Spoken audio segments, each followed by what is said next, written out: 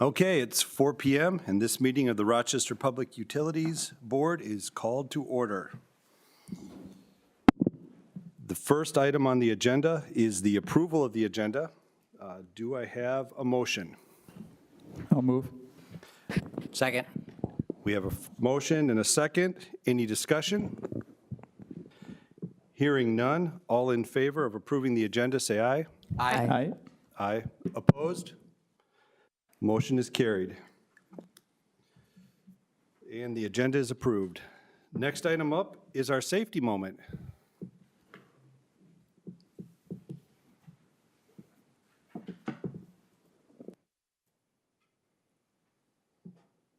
Afternoon, everybody. Good afternoon. A week or so ago, I was sitting at a red light waiting to turn left, and just as the light turned green, and I was starting to move my foot from the brake to the accelerator, the red Ford pickup truck behind me laid on its horn. Obviously, I wasn't moving fast enough to suit this individual, and I got wondering as the school buses start coming out how patient this individual might be around school buses and whatnot. So I actually went and looked at the state statute. I think it's a good time just to review some school bus safety, and I don't mean to read statutes to you, but I thought this was kind of important for everybody to know. It says when a school bus is stopped on a street or highway or other location where signs have been erected and is displaying an extended stop signal arm and flashing red lights, the driver of a vehicle approaching the bus shall stop the vehicle at least 20 feet away from the bus.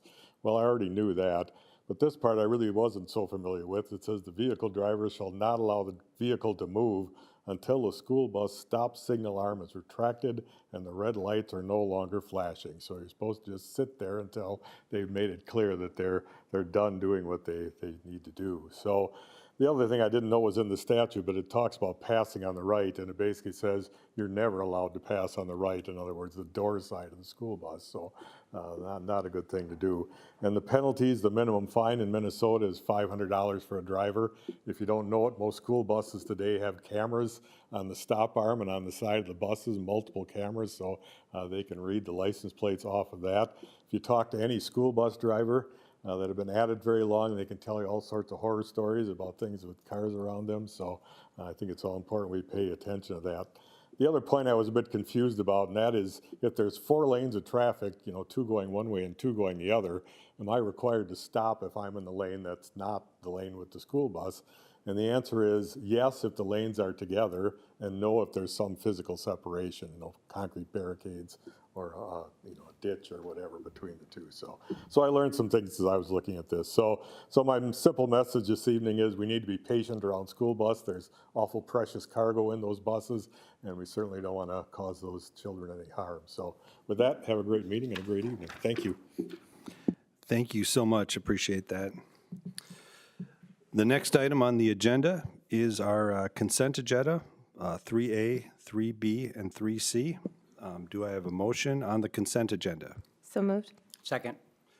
Motion and second. Any discussion? Yeah, I just normal consent agenda items, minutes and accounts payable, but I do want to acknowledge the work starting up on the transmission work. This is something we did approve years ago, and it's a long-run thing, but this allows us to capitalize it. So I just want, I know that it's good that it's on the consent, but I did want to just acknowledge that work starting up. Thank you. Oh, thank you. Good point. Any other discussion or comments? Hearing none, all in favor of approving the consent agenda, say aye. Aye. Aye. Opposed? Carried. And next, item number 4, consideration of bids. Do I have I'll take a motion a second first, and then we'll move to the discussion. Do I have a motion? I'll move approval. Okay. And second? Second. Okay. And I think we have Luke that's going to present on this. Thank you.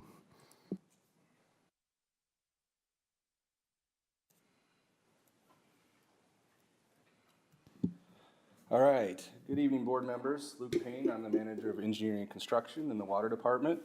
And for your consideration today, we have. Did I do that? You do that? We have. Okay. We have consideration of bids for the interior partial rehabilitation and painting at our Willow Heights high-level tower number 94.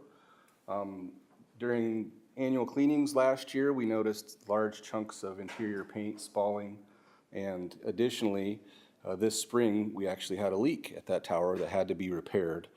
So as a result of those two situations, we're using a portion of our tower maintenance allocation to do some partial rehabilitation and painting at this facility. Since the tower is going to be down, we're going to address some issues that have been present. One is to install a new safety climb in the interior wet, so that's the portion of the ladder that goes down into the wet bowl and makes it so that we have safety climb in the event that we fall. We're going to seal and drain the upper landing, so the very upper landing is not sealed to the sides of the tower, so there's condensation that builds up. It can actually spill over and cascade down in. So we're going to address that. We're going to replace pressure manway gaskets. We're also going to add a new overflow pipe screen to the exterior. It's a EPA requirement. We're going to install a new 30-inch pressure manway access with ladder. This was one of our older facilities. It was constructed several years ago before some of these requirements were in place. So we're going to actually put a 30-inch access in the bottom of the bowl, so you don't have to go all the way to the top and back in when the tower's empty. It makes it much easier to maintain and access during painting operations. And we're actually also going to install a roof vent.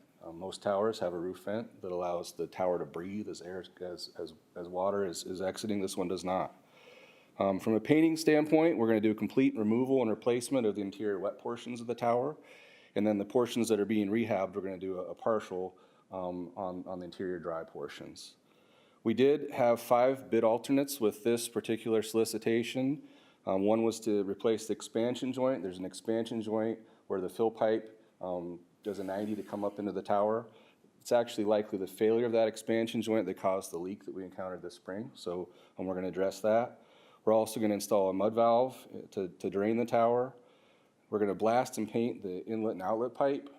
Currently it's covered with insulation and wrapped with metal sheathing. We're going to peel that all off and do a full restoration of the inlet outlet pipe to make, to prolong the life of that particular feature. There's grout between the ring wall and the foundation. That's going to be replaced and recaulked. And then we're going to install some new sample taps in the tower vault. Point the right way. Now I need you, Tim.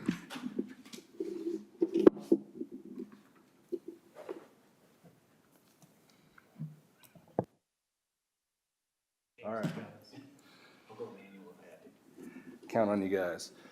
So we did receive, 6 competitive bids for this project, all from vendors that we've worked with in the past. The apparent low bidder was Central Tank Coatings. We have never worked with them here, but we did check their references. They've done a lot of good work in the area. Our inspector has confidence that they're well qualified for this job. They were also the low bidder.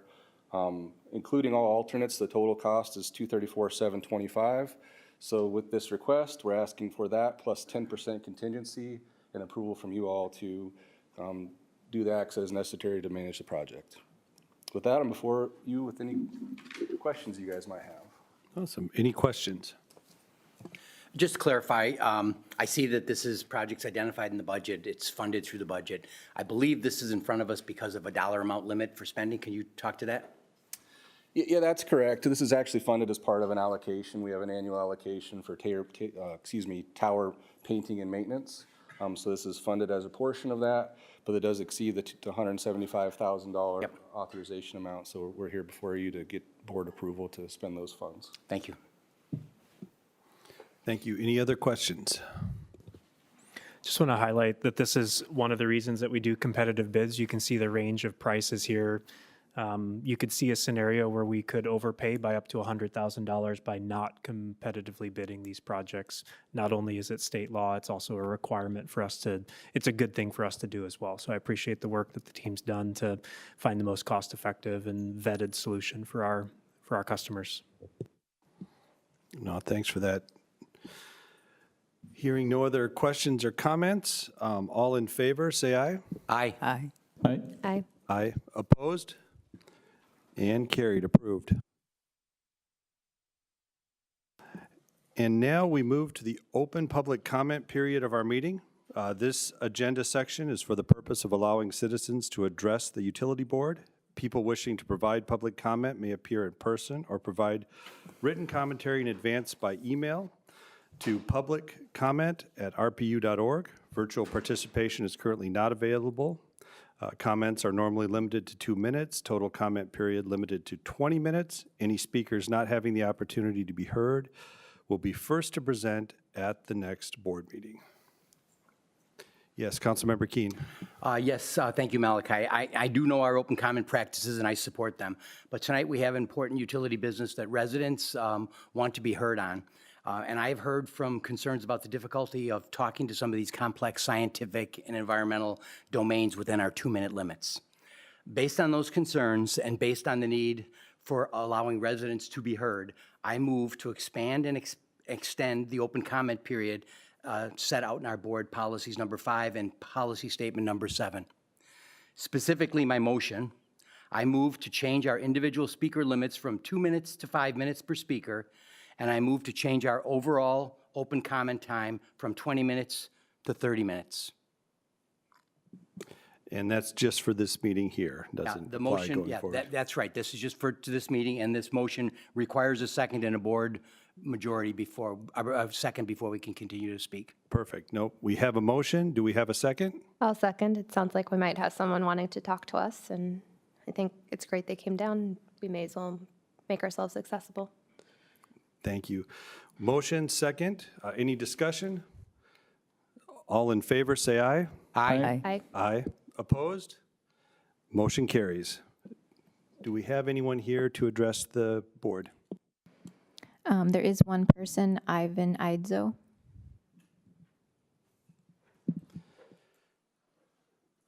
Welcome.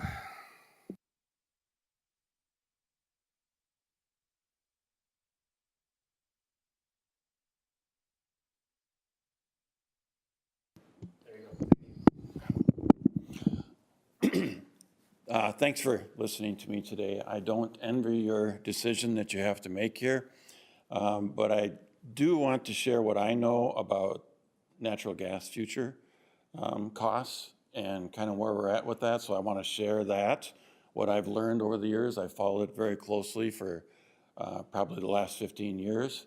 And I expect a lot of volatility in the future on natural gas prices. And obviously that affects our operations here. So, yeah, I wish I could have shared, I handed out some handouts for each of you. So I've got some graphs on there. I wish I could have put it up here, but anyway.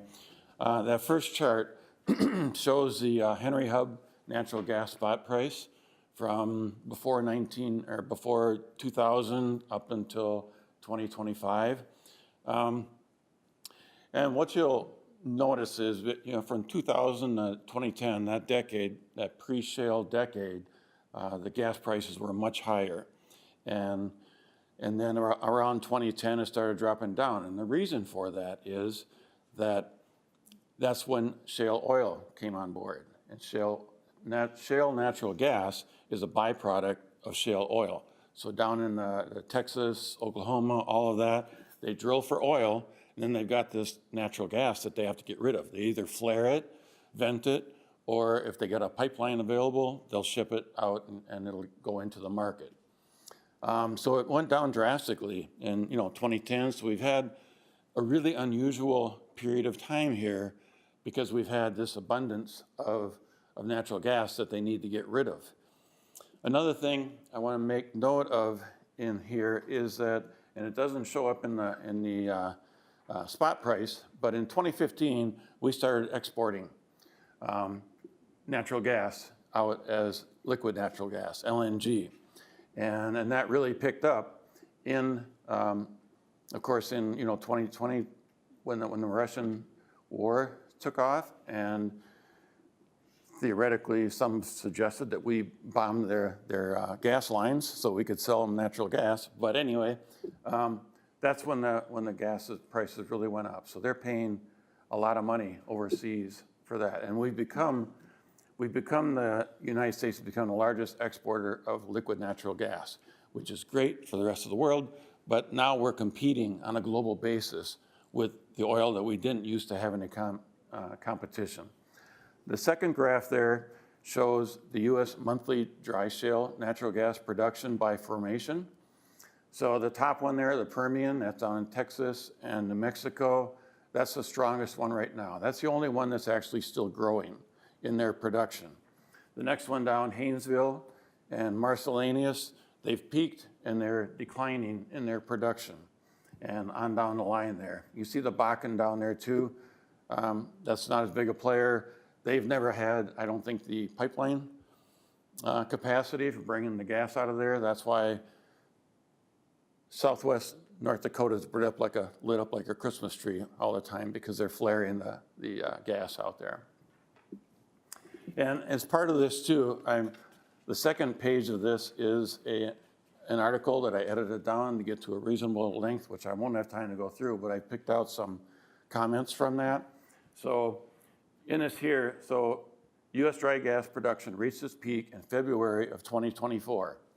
Total U.S. dry gas production now appears poised to decline meaningfully from here. The next chart down there shows dry gas production, kind of the future out to 2050, and this is from the EIA. So, and what you'll see there is kind of an oxymoron in that if we have low oil prices, we'll also have low oil and gas supply. And that's because right now, shale oil down in the Permian and all that, when it gets below about $70 per barrel for oil, they quit drilling wells. So then production starts declining and natural gas production starts declining. So it's not really what you would expect, but yeah, so they've already dropped off on a number of wells that they're drilling. So, and of course, if oil prices are high, both oil and gas supply will be high. So natural gas supply is dependent upon oil prices. The second chart there shows liquid natural gas exports. And you can see they're really, I mean, they're I don't know how many LNG plants they've got. When you take natural gas, in order to sell it overseas, they have to like supercool it so it gets to be a liquid. And then they ship it over there, and then overseas, wherever, they have to have another plant that heats it back up again and gasifies it. So that's, but they're able to do that and still compete. So they're paying a lot more overseas for the natural gas. So this leads to the last chart there. So in your presentation, they showed the NYMEX futures price for the next 2 years. They just showed the expected. They didn't show the high and lows that could come from this. And as you can see here, the NYMEX, they're showing, up to $10 per million BTUs. So significantly more than what we're paying right now, or what we have paid for a long time. That's just the volatility that's in this market right now, and that's not going away because we're not going to be getting more gas. So these trends point to the fastest growth in domestic gas demand in recent memory, arriving just as the supply curve begins to bend down.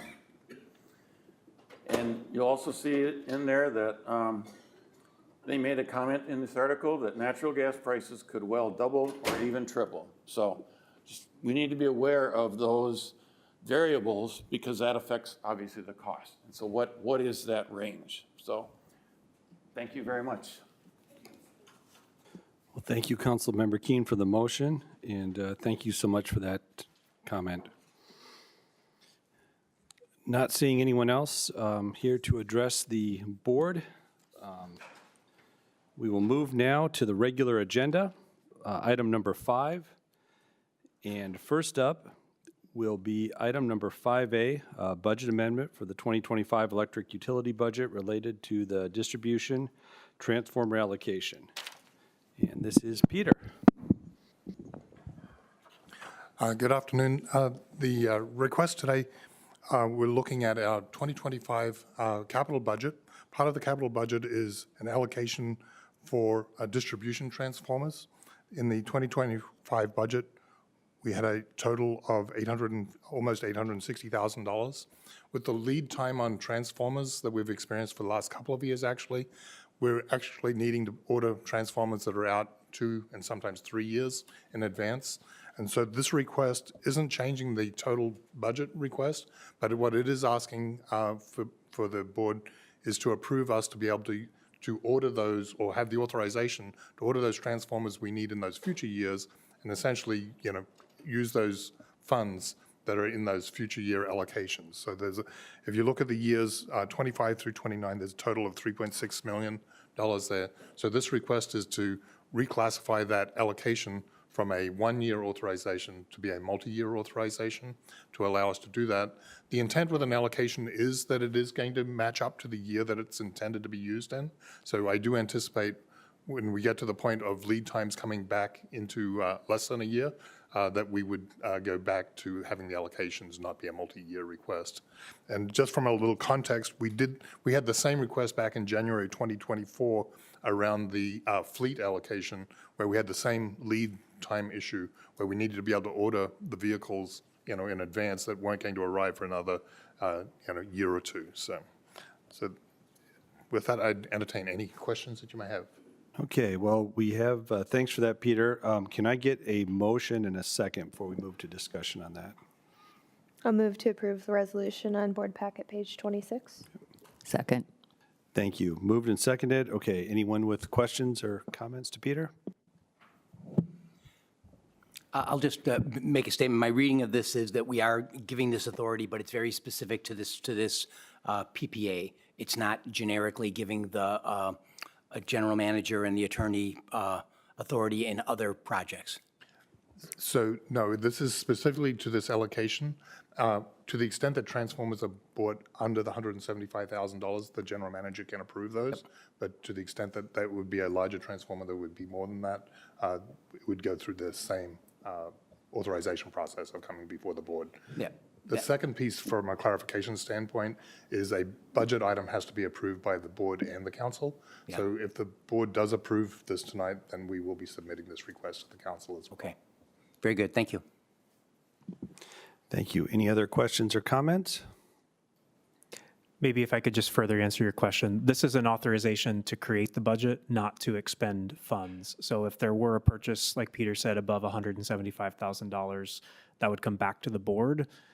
Within or underneath 175, or for general inventory, that could be ordered at the time without further board authorization. I would add one additional item to what Peter said. We do see longer lead times on transformers. That gives us the authorization to order way ahead where the budget doesn't actually exist yet. This makes the budget exist in the future year. This is neutral from a rate perspective because we've already built this into the 5-year pro forma. No rate impact to this decision. It would give us flexibility to react to increasing development that might happen in the community, where I know the goal is to get housing development, housing starts up. So this would give the staff flexibility from a budgetary perspective to start ordering additional quantities. We would come back and revise the budget in the later year or later authorization, as Peter said, down probably. But this would give some flexibility to react to increasing development that might happen as well without needing to come back to the board. No, that's helpful. My concern was that we're doing, giving this authority, but specifically and not generically, not cross-board. So hey, that's helpful. Thank you.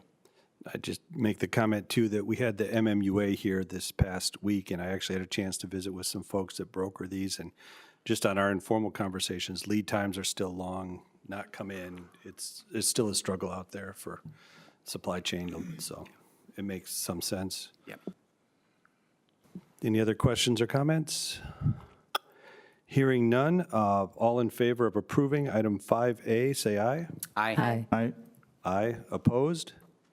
Motion carries. 5A is approved. Thank you, Peter. Thank you.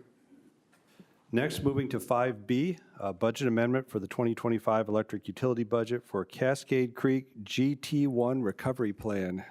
And this one is Tony. Hey, Tony.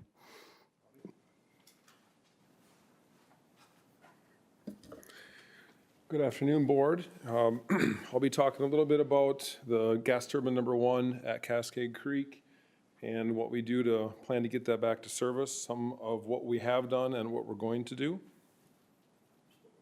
Or I can click it myself.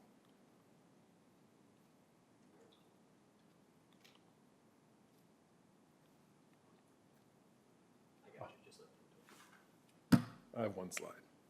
No more, no more clicking. So I'll start off by saying the different text there in blue, that is kind of what this FBA is asking for. The $2 million is really focused on those lighter blue bullets. So just a little context there. So some of the work that we've done already, we did some initial site cleanup after the fire out at Cascade Creek. It involved getting rid of some of the debris and other issues out there, some of the oils that had, kind of you can see on the floor there in the picture. We were working with the MPCA a little bit to make sure that we're following their rules and regulations as to what we're supposed to be doing. So most of that has been done. We do still have a little bit more left out there that will be happening hopefully next month. We did have an incident review with the fire department. And RPU and the fire department got together about a month ago. It was a very good lessons learned. We talked about not only this incident, they showed us some pictures, some videos of what they had done out there. And we went over some of our other RPU sites, substations, other things about what they need to be aware of and what we should be aware of when they're on site. It actually took the fire department a little while. They were held off from actually fighting the fire until we could secure our site. I think Tim mentioned that in previous board meetings. So it was a really good collaboration, and we may have some future visits from the fire department to our sites, kind of helping learn a little bit more about what they can and can't do at our sites. I've had multiple visits from the OEM, which is Ethos Energy, and our insurance companies out at the site. Insurance, I think, was the first one on site the day after June 2nd, which is a Monday. And OEM, that's Ethos Energy, they have been out there 3 or 4 times to do an analysis of can it be repaired or can it not be repaired? And right now the direction is yes, repair. You look at that picture, it looks pretty bad, but the core components, the turbine, compressor section, the gearbox, and the generator, those are really the core components. If those were damaged, it would be a different story. No major issue that we know of. Each of their visits kind of got further into the gas turbine to look for any issues. They have not found anything yet. I'll talk a little bit about that next. The near term, the next step would be disassembling this turbine completely. So something that we really have never done. The generator rotor has to be pulled, the starting diesel is removed, the walls and the roof will be removed, anything on the roof, turbine casing split again. So it'll be down to bare bones. That will be the next step that we'd hope to do this fall. Again, this budget request would keep us down that path and stay on track. That will include an inspection of all the parts that we can't see right now. Again, we don't think there's anything that would stop this project, but they do need to pull it apart before they can really know the extent of everything else. And there'll be more a cleanup and inspection of all the major parts and systems. And then we'll use the winter to start planning the repairs. So we'll go through and procure parts, get in the shop queues. There'll be motor rewinds, a lot of different things to keep the process moving. Long-term is kind of grouped into a couple different things. Essential repairs, again, you see from the picture, all the wires out there, all the control wires, any transmitters, gauges, vibration system, insulation blankets, all that has to be removed and repaired. We don't have a choice there. There will be some opportunities for improved systems. The fire system, for example, was Halon. Halon is very difficult to get now. It's very expensive. No one puts it in anymore. So that system would be upgraded. Controls on the machine, we did an upgrade in 2001. That is really out of date. You know, computers last about 10 years and you got to replace them. So some of that will be replaced as well. We'll look for other opportunities to make this a better and a little safer unit. Engineering changes as well. That's why the OEM Ethos Energy is out there to look at. They have all the drawings. They were the original equipment manufacturer, original engineer of the machine, so they'll be able to do some of those engineering drawings. They've done this before. And then assembly, we are hoping for summer of 2026. We'll start putting this back together for an operational date, return to service in fall of 2026. And lastly, I've been talking to, discussing with insurance. I believe the process will be as we kind of do some steps throughout the repair process, we can send them a reimbursement. They'll get it back to us so that it's kind of a rolling expenditure as we go through the whole process. So we'll spend something, once that step is complete, give it to insurance and they'll reimburse RPU. So all of this is going to be covered by insurance? I don't think all of it. Obviously our deductible, we have that. And then in the improved system and engineering changes, those are some of the decisions. Some of them, the essential repairs, those have to be completed. That'll be paid for by insurance 100%. Some of the other things are a little bit in the gray area where they might want to put a very basic system in. Maybe we have a conversation, say, well, this is a little more stable, a little more safe, and we can have those conversations. So we'll make those decisions as we go through the whole process and in the end have a unit that operates at the same megawatts that it did before. Okay, so you're asking us to spend, or to authorize the expenditure, but in the end, we'll get reimbursed for a portion of it? Yes. Okay. Yep. And really, this is just this 2 million will get us through those kind of three in the middle. The disassembly is the majority of that, which would happen this fall. Couple just to get us level set. What is the age of this, the GT1? 74. It's put in 74, so call it 50 plus years. And what is the plate capacity? It can produce, the nameplate doesn't match the output, Okay. but the capacity is about 35 megawatts, 36 megawatts. Yeah. And turbines are very dependent on weather. Yeah. So in the winter, you can get that. In the summer, it's Just need a ballpark. That helps. I do need you to clarify because I'm reading the pages here and I thought what we were doing was finding out if it's recoverable, but it seems from your discussion, we're going to repair it.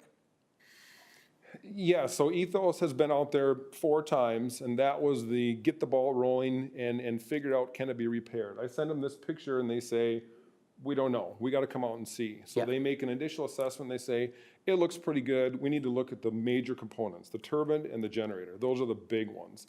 Their initial assessment was, we think it could be repaired. All this stuff, all the wiring and tubing and things, that's minimal expenses. And I guess what I'm trying to make sure, I mean, I came here with the idea this is exploratory and we're going to come to a point and say it's not salvageable, or we should do the next step and there'd be a different dollar amount involved with it. But I'm thinking now, I'm more like this is step 1 and then we're going to do step 2. I think we're on step 2 or 3, maybe. We've done the inspection. They did an internal inspection, a borescope, where they put a camera inside and they look if there's any major turbine damage, if the rotor is bowed, anything that would say the turbine is done. Yeah. That would be the multi-million-dollar issue. This is mostly smaller things. Right now, we don't see anything that would hold us back from repairing it. Okay. But this will help us finalize that decision. So with this sort of 1974 technology, when do you think this would be sunset if it repairs and comes back right now? That's a big question. In my experience, gas turbines typically have somewhere in the 20 to 40 year service life, depending on how many hours they run. Yep. So we're nearing the end of maturity on this turbine. We do believe that this pathway of recovery covers us in the short term from a capacity need. So we're pursuing this rebuild option. I think there still may become a decision in the future if we run into any major unknown component failure that becomes not cost effective to repair. We may say, no, we should still just rebuild or replace the capacity otherwise. But this option gives us the ability to bring capacity back in the short term, which is needed, get us through this next 5-year period, and we're still seeking to put a capacity replacement in our long-term CIP that would come back at some date in the future. I don't expect a 50-year-old gas turbine to run another 50 years. So this is a short-term capacity preservation. We still need a long-term capacity option for this asset. Yeah, and just to clarify my questions, I want to support this, and I'm doing it for the 36 the capacity, but I guess I would be disappointed if this thing's running in 2035. I mean, is that? I'll quote you on that, and I'll share that sentiment as well. But is it Yeah. like, no, you don't understand, this thing's going to be running until it fails? That's how we roll. No, I think this is really a short-term option for us to recover the capacity. That's how I'd like to picture it, but I'm trying to. I agree with you on that. I agree with your sentiment. I would be disappointed if this gas turbine is running beyond 2035. It's 1974 technology. Gas turbines have not changed fundamentally in that time frame, except newer versions are more efficient. And so if we choose to go down a replace it with a gas turbine pathway, there is an option to refresh it, get a more efficient unit there that has a longer service life and a higher expectation of reality. A turbine of this vintage, when it's running, makes mechanical engineers like myself and others kind of pucker a little bit because it's like running a 60-year-old car and expecting it to never have to go to the shop in that regard. That's sort of in my mind, but the other thing is, I want to support this mainly because that capacity will help us with these other power supply decisions as we move forward here. But the flip side is, I don't want to be keeping this kind of technology working for us into the future. And I'll just leave it at that. I do want to support this. In the 35 megawatts, I saw you write it down. Someone else can say what we actually have accredited for that. I don't remember. I don't have it off my top of my memory. It's in the ballpark. Yeah, I won't use it anywhere. I would just get the concepts down. Thank you. Any other questions or comments? Okay, well, thank you for that. I appreciate it. Hearing none, do I have a motion to approve item 5B? I'll move approval. Thank you. Do I have a second? I'll second. It's been motioned and seconded for item 5B. All in favor, say aye. Aye. Aye. Aye. Opposed? Motion carries. Thank you, Tony. Appreciate that update. Don't release me yet. I'm staying up. That's my bad. I had Warm up.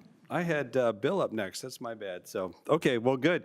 Moving on then to 5C with Tony again, authorization for Mount Simon Station development activities. Proceed. Okay. Thank you. So, yeah, like Malachi said, I'm talking today a little bit about the next few steps on Mount Simon. Did I just not figure that out? Who turned it off? Peter?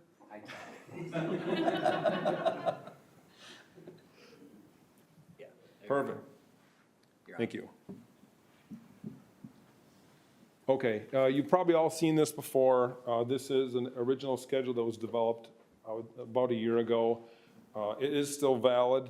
Nothing really is holding us back from staying on this schedule.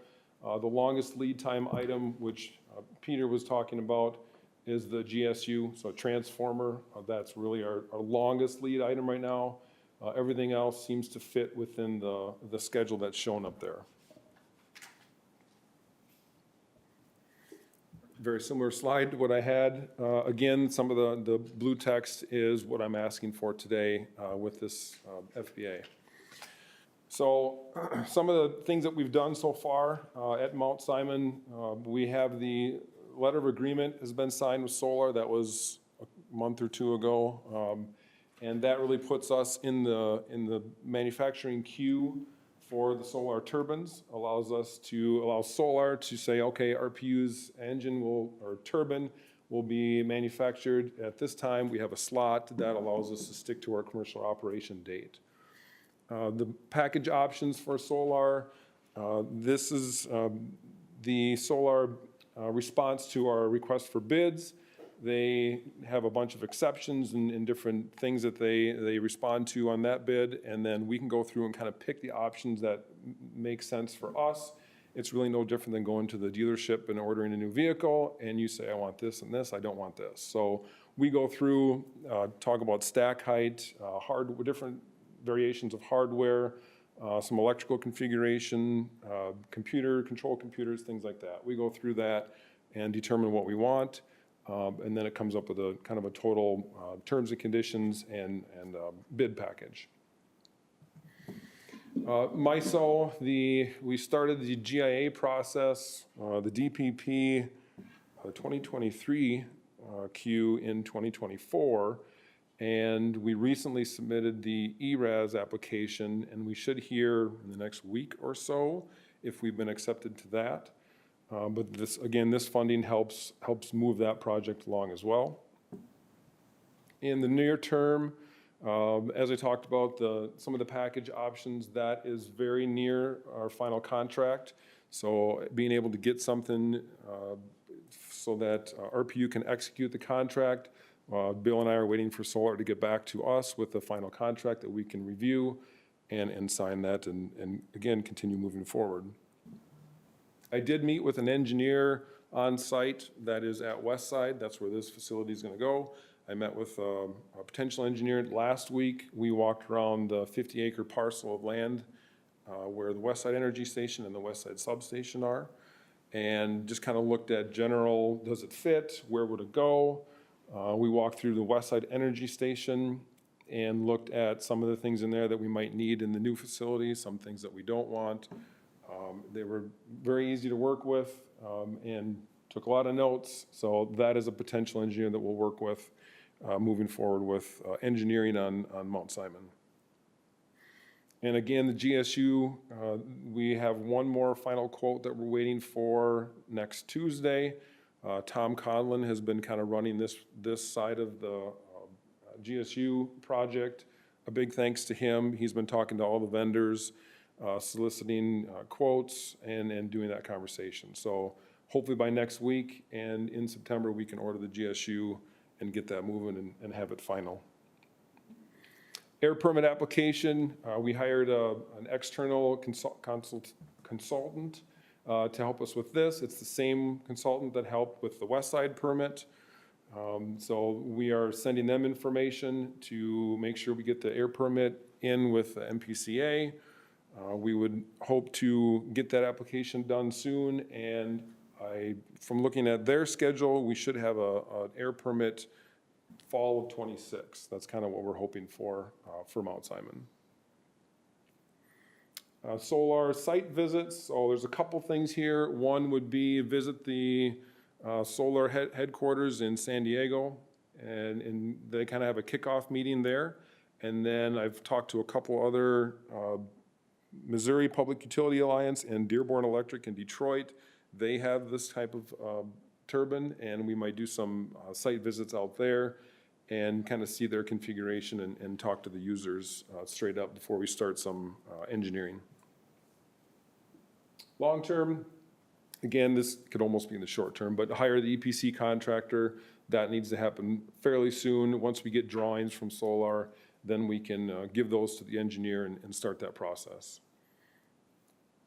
Substation upgrades, again, there's a few things that I've been working with, Bill and I have been working with Tech Services and our electrical engineering department here at RPU. There is going to be some upgrades there. Again, this could be long lead time items that we want to make sure we get going right away so that we're ready to connect the generator to the substation.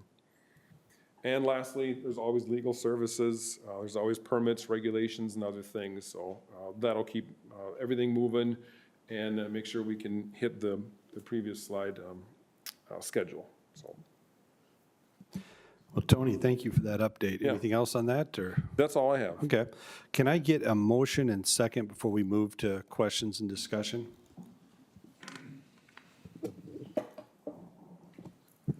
I'll make a motion to approve 5C. Yep. Thank you, Wendy. Do I have a second? I'll second. Thank you. Moved and seconded. Any questions or comments for Tony?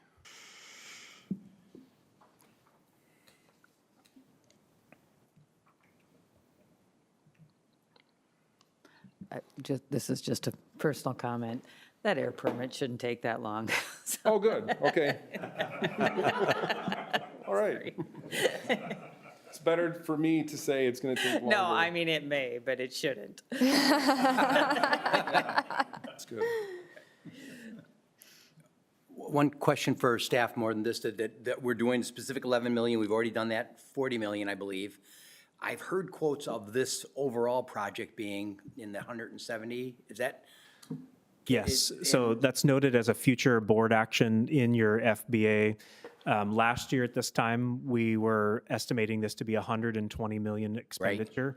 Based off of revised estimates from our engineering firm and anticipated costs, we've expanded the budget, or asking you all and council to expand the budget to 175 million.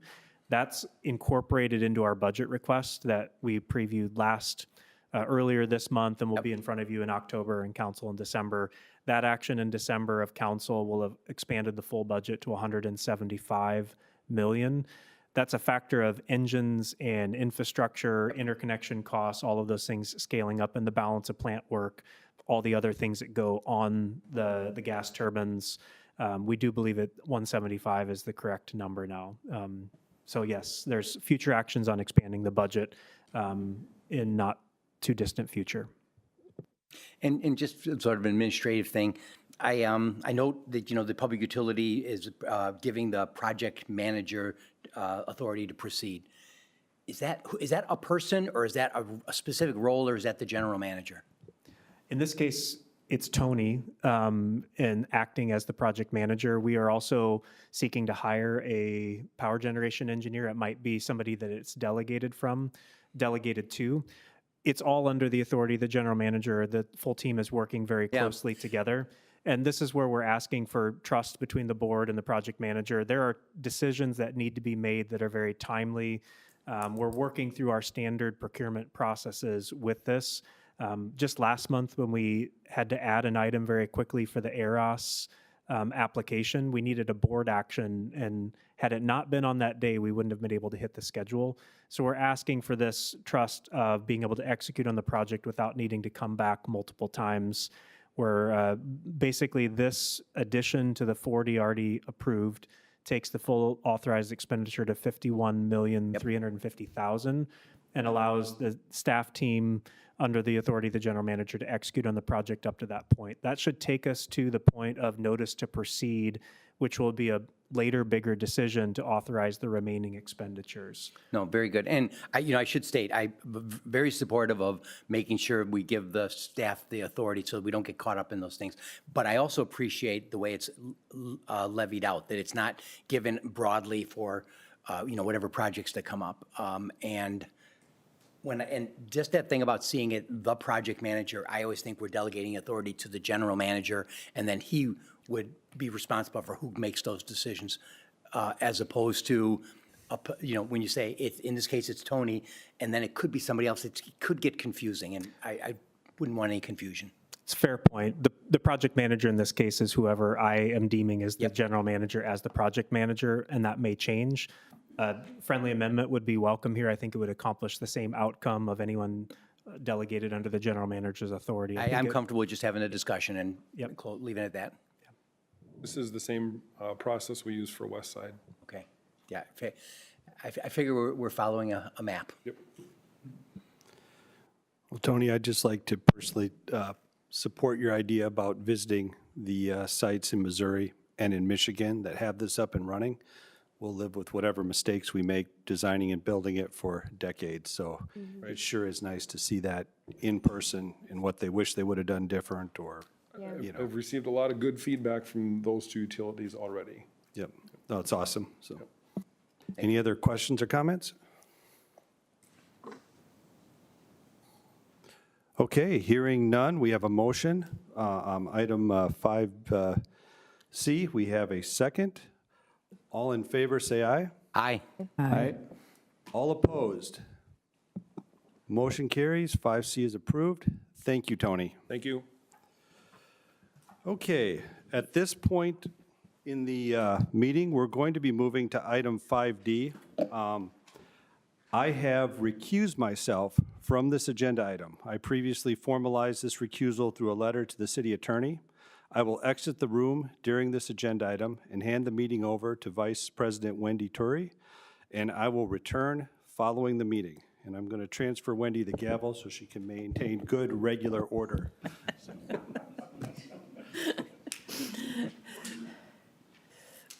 Thanks, Bill. Thank you. Thanks, Malachi. You got it, Madam Chair.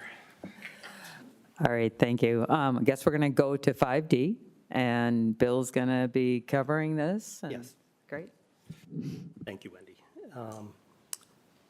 So we are at the point now where we're ready to recommend us to enter into some renewable energy contracts that would help us achieve our 2030 goal and help us supplant our power supply when our SIMPA contract ends in 2030.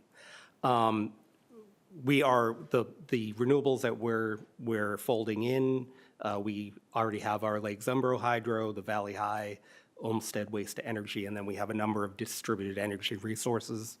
What signing up for these wind projects, there are 2 wind projects that are currently operating. They're smaller scale. They're operational, and we can enter into those contracts now so that we can be ready in 2030. They're at a favorable rate. There's a larger wind project that is new and under development. There's a little more risk associated with it, but in order to get the amount of renewables that we need, we do need to sign up for a new project that is large. And then we also have the option to enter into up to 50 megawatts of solar, maybe more if we need it, but right now, today, I'm just really going to address the wind projects. So these wind projects, there's 3 of them. The Wind 1 and 2 are the smaller projects. Wind 3 is the larger one. They do provide a hedge against pricing. It's not a perfect hedge because prices are somewhat elevated above what LMP prices have been so far. You can see in 2022, the prices were higher. That was related to higher energy prices in general because of the Ukrainian war. And as I think this is a public commenter said previously, he was expecting natural gas prices to increase, and forward prices are increasing. So this contract, even at this level, all of them would be a hedge against that. Right now, if we assume that the same prices for the past few years are sustained in perpetuity, then it would be an inefficient hedge, but it would still get us to our renewable energy goal. Bill, do you mind pausing back on that last slide? There's a lot of data here. This was a joint effort of Bill's team. Anna Bashimamovich was the main energy market analyst that did this work. Really what we're trying to do here is look at our pre-2030 market exposure. That's what you see in the project cost at node column. Each of those prior years represent high, low, medium market conditions. And that middle column there in each of these cases represents the additional power supply costs that we would face pre-2030. Now, next to it, the avoided cost, looking at the chart on the bottom left, you see that dashed yellow line that's kind of a fixed price. That represents the power purchase agreement price. Anytime the market price is above that, we get the benefit of a hedge, meaning we avoid the higher market costs and we only pay the wind price for that. So that really is beyond 2030 when we get to hedge our market price. We're comparing it against the same market. So what we're trying to do is look at our pre-2030 risk exposure compared to the long-term hedge benefit beyond 2030 that we get out of these projects. And I just want to call your attention to the line in year 2022. It represented a really high market price. As Ivan had stated, that's a factor of natural gas prices. And so in that case, if you go all the way over to Wind 3, you can see that the cost at the node is about an extra $600,000 that we would pay if those high market prices show up in 29 and 28. That's a relatively small cost compared to $100 million annual power supply expenditure. But what's important there is that 7.2 million number there. That's the power supply cost we would avoid by paying the wind price versus high market price. So there's a lot of numbers here, but really what we're trying to demonstrate is we're balancing some pre-2030 risk that we're facing on taking on these contracts early, balanced with the benefit we get long-term of hedging against high market prices. So what we're bringing forward is a recommendation that these 3 wind projects, the balance of that pre-2030 risk and long-term hedge exposure, we believe makes sense, and that's part of our recommendation to bring forward. There is some exposure, I think Bill will get into it, but there's a lot here, but there was a thorough analysis that went into kind of evaluating each of these projects at their nodal price. And I wanted to recognize the team for putting this work together. This was a monumental effort to run this analysis and try and assess and quantify what the risk actually is here. And we should look, I think, favorably when you see that avoided cost number go bigger than the project node. That means that we probably get a lot more hedge benefit in those high market conditions, and that's what we want to see. So when that 7 million number is bigger than 600,000, that's a good thing for us, and it represents a true cost hedge for us. Thank you, Tim. On the solar, we also want to run that, and currently we're seeing some inflation in solar prices. Part of it, I think, is the fact that the tax credits are expiring, so there's a lot of activity right now trying to get these solar projects up and running. So where we started at a $75 PPA cost, we're starting to see some of the contracts going up into the 90s. So that obviously is a concern. That's why we're not asking tonight to enter into a solar PPA. And as you can see, the solar does provide somewhat of a hedge, but obviously the higher the price is, the less efficient the hedge is. So it'll be more expensive. You can see the avoided costs here at $75 per megawatt hour and $90 per megawatt hour, a lot lower than the wind project. So there's less economic value here in the solar project. So we'll continue to evaluate these, and hopefully we'll come with a recommendation. We're looking not only at contracting through a PPA, but also looking within our service territory at building solar resources like Valley High Solar to see if we can get it in at a lower cost. So a little bit more detail on the wind projects. We can name them now because we're asking to begin to negotiate contracts with them. The Wind 1 and 2, the smaller projects, are a 22 megawatt project in Adams. It exists, there are turbines there. It's currently off contract. It's owned by a large German renewable company that I don't even think they know that they owned it. So it's a small part of their overall portfolio. It has an existing interconnection. The new owner is planning to repower it, but we will contract for it as soon as they close on it. And then the things that we've modeled here in the cost slide was based on the repowering. And then there's the 40 megawatt Dodge Center wind project. This is currently contracted with 2 off-takers. It's larger, so 56% of the output becomes available in May of 26. 76 will be available in September of 27, and 100% will be available in February of 28. So that's when it falls off of their existing contracts, we will pick up those contracts then. Again, this means the project is not subject to the risk of investment tax credits because they've already got their production tax credits and they've operated. And these projects are very close to our pricing nodes, so there's less risk, basis risk in the price. And these do provide near-term RECs for us so that we can, in 2026, we can bank those toward compliance in 2030. And it does, we felt they're small, but they provide some diversification of supply. The other project is the North Hills project. It is a 180 megawatt wind project in northeastern Iowa. It is not built yet. So in order to qualify for the investment tax credits, they would need to get safe harbor before July 4th, 2026. And they have all their permits. We believe they are ready. Their expected start date is early 2027. And again, we'll contract with them. We will bank those certificates until they're needed for compliance. So this is part of our strategy, is to pursue the projects that would either most likely to qualify for tax credits or didn't need them to be built. These projects were in advanced stage of developments.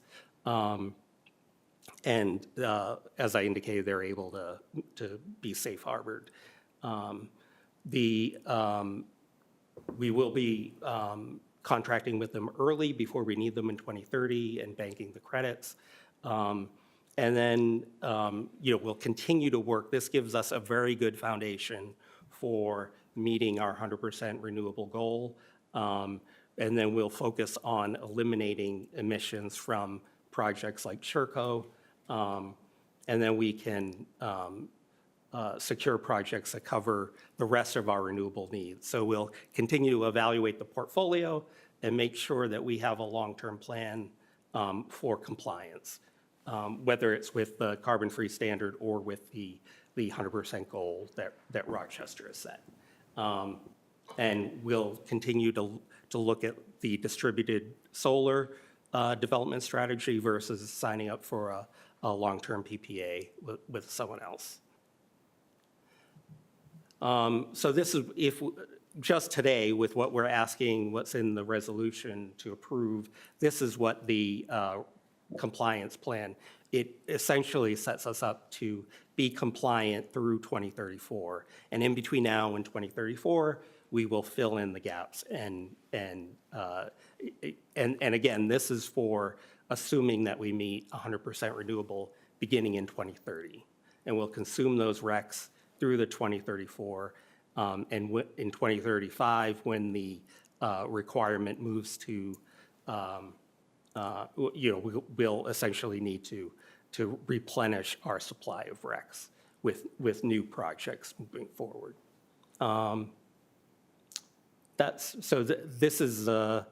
This again gives us a good foundation for meeting the plan, and the resolution you have in front of you, it gives the general manager and the city attorney permission to finalize these contracts and authorize us to let the city council authorize us to enter into them. All right, so before questions, is there a motion to approve the authorization for renewable energy power purchase agreements? I'll move approval. Second? Does anyone have a second? Great, okay, so now questions. Chair, I'll start. Yeah. Just to level set me again, 245 megawatts, that would probably, if those things were running at full capacity, that would cover 100% of our needs most days?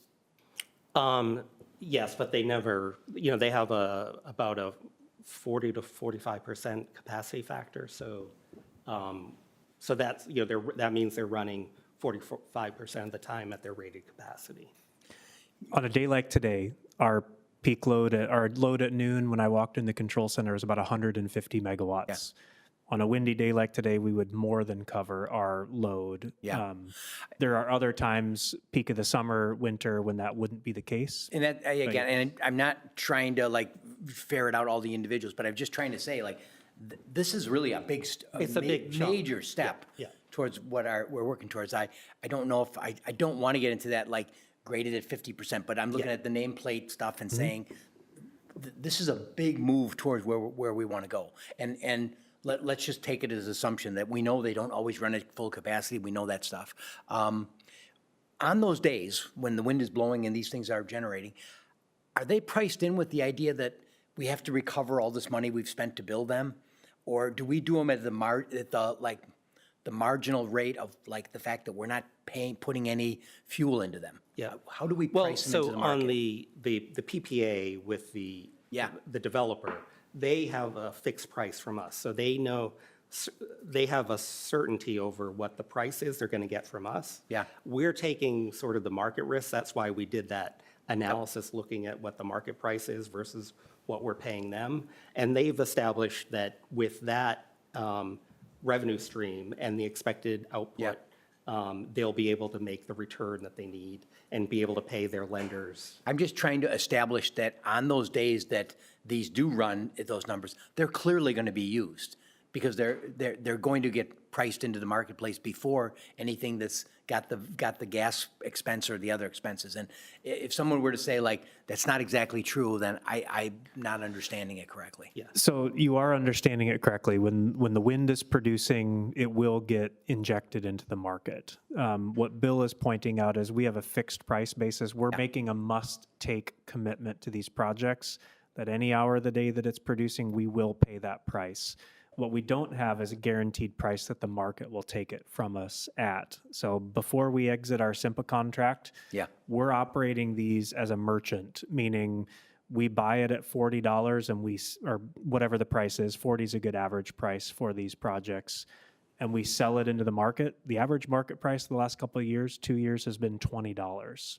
So we've paid $20 to produce wind and sell it to the market. That's a hedge. It's a high hedge in the short term, but long term, when we get beyond 2030, we get both the benefit of buying, selling into the market, and covering our load at the same time. So when we're selling 150 megawatts to our customers and the wind is producing 150 megawatts, that balances and the nodal prices balance and we can cover our own load. We do get into some situations in spring and fall when our loads are low and the winds are high, where we might be producing 245 megawatts at peak output and our load's only 200, for example. Now we have 45 megawatts that we're selling as a merchant into the market. So to the degree that our load is matched with the renewables, that's a good thing beyond 2030. We believe that this volume of energy, this peak output, is matched really well with our load. It's close regionally to our load that manages this nodal price risk, but I don't want it to be lost and covered over in that green box in the lower right. We are asking and intending, if the board supports this authorization in the council, to move forward with these contracts in a high market environment like we have this summer. It's almost neutral. So we would spend an additional $2 million a year to have this wind in our portfolio. In a low market condition, when we could otherwise buy cheap energy on the market, and the market's going to pay cheap prices for this wind, we could expose up to $30 million of additional power supply expense in 28 and 29. And that's one of the drivers in the rate trajectory that we put in front of the board. Is we don't want to have a significant shock of rates in that time, so we're building into this period of duplication of costs when we know we might have some market exposure. This is also a portfolio of wind that is very closely matched with the minimum carbon-free standard obligation, so it puts us on a compliance pathway and still gives us the option to explore more renewables on top of that as well.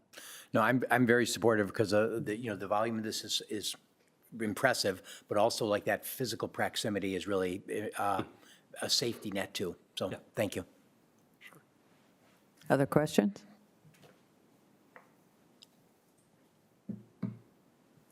If not, all in favor, say aye. Aye. Aye. Opposed? If I might summarize, temporary chair, briefly. Items 5A, 5B that you have authorized us on will go to City Council on September 8th. Those are both budget amendments that requires council action, as does item 5D that you just approved. That goes to City Council on September 8th as well. So we will take direction and take these forward to council because they're budget amendments and supply contracts. So thank you for your support.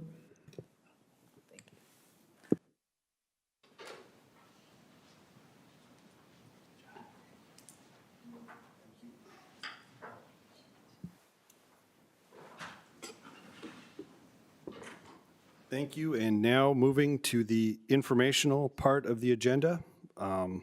Next up is item 6A, 2025 Water Utility Cost of Service Study with Peter.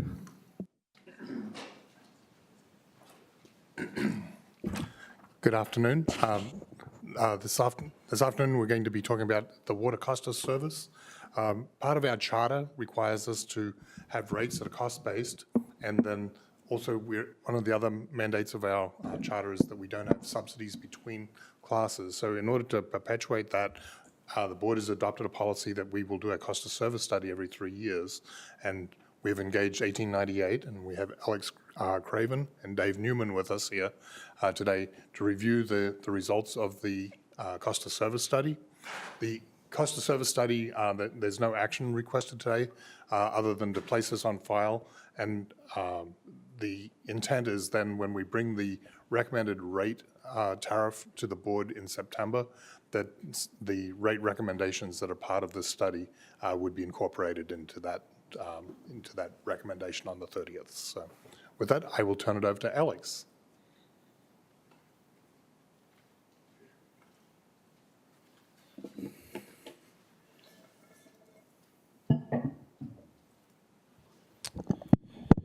Good afternoon, good evening. Thank you, Peter. As Peter said, my name is Alex Craven. I represent 1898 & Co., a part of Burns & McDonnell. I'm the lead consultant on this analysis, and I'm supported here today by David Nauman, who's the senior project manager. It's been a pleasure to work with your team and a privilege to support RPU in this analysis. So without further ado, let's dive on in. A brief overview for where we're going to spend our time. I've got some background information to cover. It's going to be kind of high-level, contextual background information before we dive into what's happening specifically in your community. We're going to walk through the water rate study approach, followed by recommendations and findings, and then, as always, we'll have time at the end for questions and answers. If you have questions in the interim, please don't be afraid to chime in, and we can address those questions as we roll. The first thing I wanted to orient you to, when we do these types of analysis, we really like to take a step back and look at what's happening to household water costs at the national level, and then zoom in to what's happening within your community. There's a handful of indices and surveys that we track as a part of doing these analyses. The first one is the Water and Sewer Index, which is tracked by the Bureau of Labor Statistics. And so looking at this index going back to 2000, we can see that reliably household water costs and sewer costs are increasing just shy of 5% per year. When you follow that up with the AWWA Water Rate Survey, which stands for the American Water Works Association, going back over a similar period of time, you can see year-over-year household cost increases that are right there at the 5% level. Then we zoom in and look at what's been going on within your community specifically. Going back to 2013, we can see household water cost increases are closer to that 3.5% level. And then when we compare that to what's happening at the general household level of costs, which is the CPIU, also tracked by the Bureau of Labor Statistics over a similar period of time, we see roughly 2.5% of cost increase at the household level. And so the takeaway is, in recent history, household water costs have increased at nearly 2 times that of general household inflation. And for RPU, you've been able to hold that below the national average, the national level of increase at roughly 3.5%. So why is that happening? There's a number of phenomena that are taking place within the water and sewer utility industry specifically that are causing these household costs to increase. The first one is going to be a general trend in lower use per account that's putting pressure on variable revenue streams. Consumers are using less, and that's putting pressure on the revenue that's being generated under the existing rates. The second is inflation on operating and capital costs. You see that in rises in chemicals at the plant, at the wells and for treatment, as well as in construction costs for a pipe to do underground main replacement work. Increasing stringent water quality regulations and ever-tightening regulations that are taking place at the national as well as community level, as well as aging infrastructure that requires continual renewal and replacement. Oftentimes, these assets are buried underground, and they are out of sight and out of mind in a lot of ways. However, they have a useful life, they have a depreciable life, and they need continual renewal and replacement that can be quite expensive. RPU maintains a regional water benchmarking survey. And so you can see here what we've demonstrated is the household cost to a residential water customer. And for RPU customers, that's around $220 per year, compared to an average of $360 per year for this subset of communities. Similarly, on the commercial side, you can see RPU is highlighted in that lighter blue bar and is still on the lower side of this community benchmark, where that commercial customer bill for a year of water consumption is just shy of $500 compared to an average of $726, which makes sense in light of what we saw just a moment ago, that the increases specific to RPU are lower than what we see happening at the national level. So let's turn the page and talk about the study approach. When we conduct our comprehensive cost of service analysis and rate studies, we follow a three-step process. And this process is promulgated and outlined by the AWWA and consists of the development of a financial plan. The outcome of that financial plan is a multi-year pro forma cash flow, and what it tells us is, are revenues under existing rates sufficient to pay for current and future operating and capital costs, as well as meet key utility financial objectives? The second step is where we move into the cost of service analysis, where we take costs from the first step and we look at which customer classes are driving costs on the system based on the way that they use the system. And then the third step is to design rates that generate and recover the total revenue needed from step one, with line of sight into who is driving costs on the system from step two. So moving kind of into the development of that financial plan. So we looked at a unit-based revenue forecast where we worked with the RPU management team to analyze some key inputs: growth in accounts, growth in demand, revenue under existing rates, and layering in future operating and capital costs, and what ability the water utility has to meet those key financial objectives, keep the lights on, reinvest in future needed capital under the existing level of rates. And so what that analysis showed us is that there was a proposed rate change by year at the system level. And so what you can see on the right side of the page, those are system-wide revenue increases needed to meet all of the key financial objectives, pay for operations and maintenance, as well as reinvest in future capital. So the next step, this is the cost of service analysis. Like I mentioned before, this is where we take the costs that are happening from step one and we apply those to the various customer classes based on the service requirements of those customers. So we allocate the operational and capital costs to various functions. We develop the units and the unit costs of service, and then we allocate those units of service back to the customers based on the way that they are driving costs onto the system. The key output from this cost of service analysis step is to see, of the total pool of revenue requirement dollars, what's the total dollars needed to fund the utility for the next year, where are the dollars falling out in the costs being borne by various customer classes. So this table that I'm showing you here, this is the output for test year 2026, which is the first year in our forecast period, from the cost of service analysis. So what you can see is lines 1 through 6 show the various customer classes that we've summarized for the analysis. The first column represents the revenue under the existing utility rates. The next column over is the total allocated cost of service, followed by 2 more columns showing indicated increases and decreases in terms of dollars as well as percentages.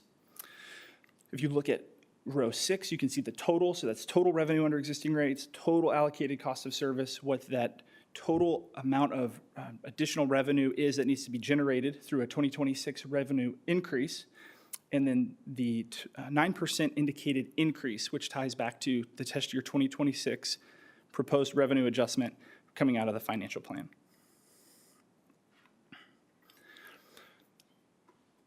This table, very similar to the one before, represents what are the revenues, costs, and indicated increase, decrease in the last year of our test in the last year of our forecast.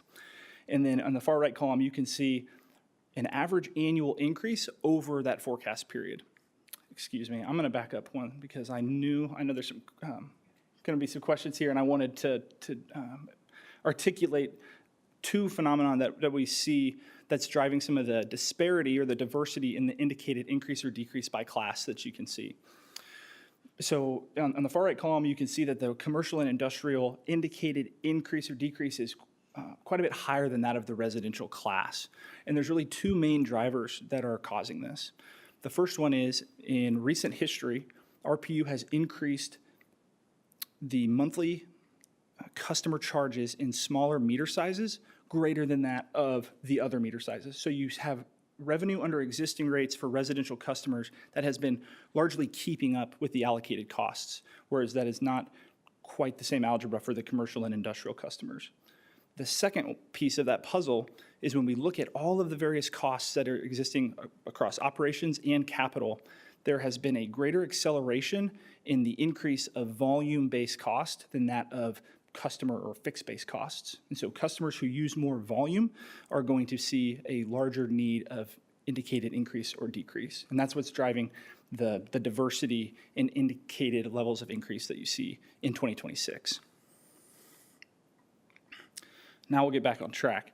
So we like to use a forecasted average of future-looking test years.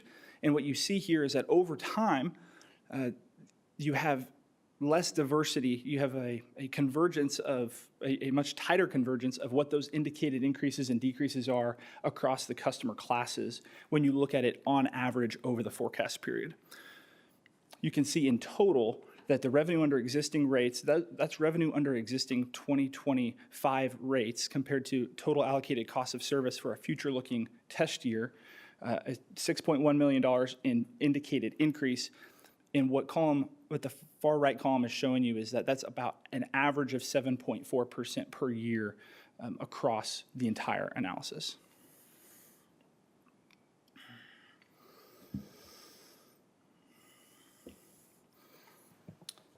When we take this table and analyze this as a standalone, what it informs us when we move ahead to the rate design is that we want to be increasing the residential rates a little bit lower than that of the commercial or industrial rates.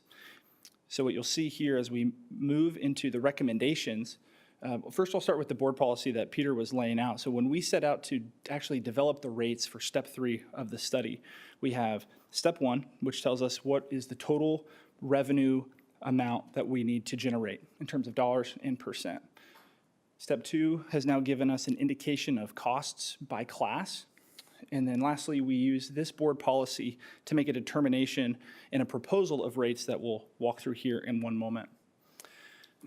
Yes, sir. I apologize, I don't want to take you off your track here, but I'm trying to think as you're going through what kind of assumptions you made up front, and if you could talk about any of those and how you came about to, as an example, you made an assumption of certain amount of usage in residential or this, and that comes out in the numbers, but are any of those controversial? Are you basing those all on historical averages, or how are you making those assumptions for your projections, and which ones should we know about to understand the numbers we're looking at? That's a great question. So sorry, go ahead, Peter. I could probably take that one. The projections that we're using are based on the 5-year financial projection that we put together with the budget last year. And so underneath that, we do a projection of additional housing starts, the average use per service location. So we're doing an econometrics-based projection every year when we update the budget to project out what we anticipate the total need will be. And we do that actually by customer class as well. So that's kind of the basis that is some of the information that gets fed into the financial model, and then also the unitization part of the work that's being done here. Okay, that's helpful that it's the financial model. The things I'm thinking about is when you started out talking about, hey, there's some things that didn't prove true. Our usages are going down. Those are the kind of things that when you build a model, you assume a certain usage, and 2 years later, you find out you were over or under. And is that how we get into the out years where you say, based on those, we have to adjust how we're charging? Usually quite often when you see our financial projection for the budget, the first year is usually the one that bumps around because you've got historical actuals, and then we use a 30-year average historical numbers to project those next ones out. So sometimes you'll see a 3, 4, 5% increase or decrease to get back to what that average is, and then usually the out years are kind of follow fairly well in line after that. But there is quite often a 1 year, the first year when you're going from actual to projection, that you will see a little bit bigger up or down. Okay.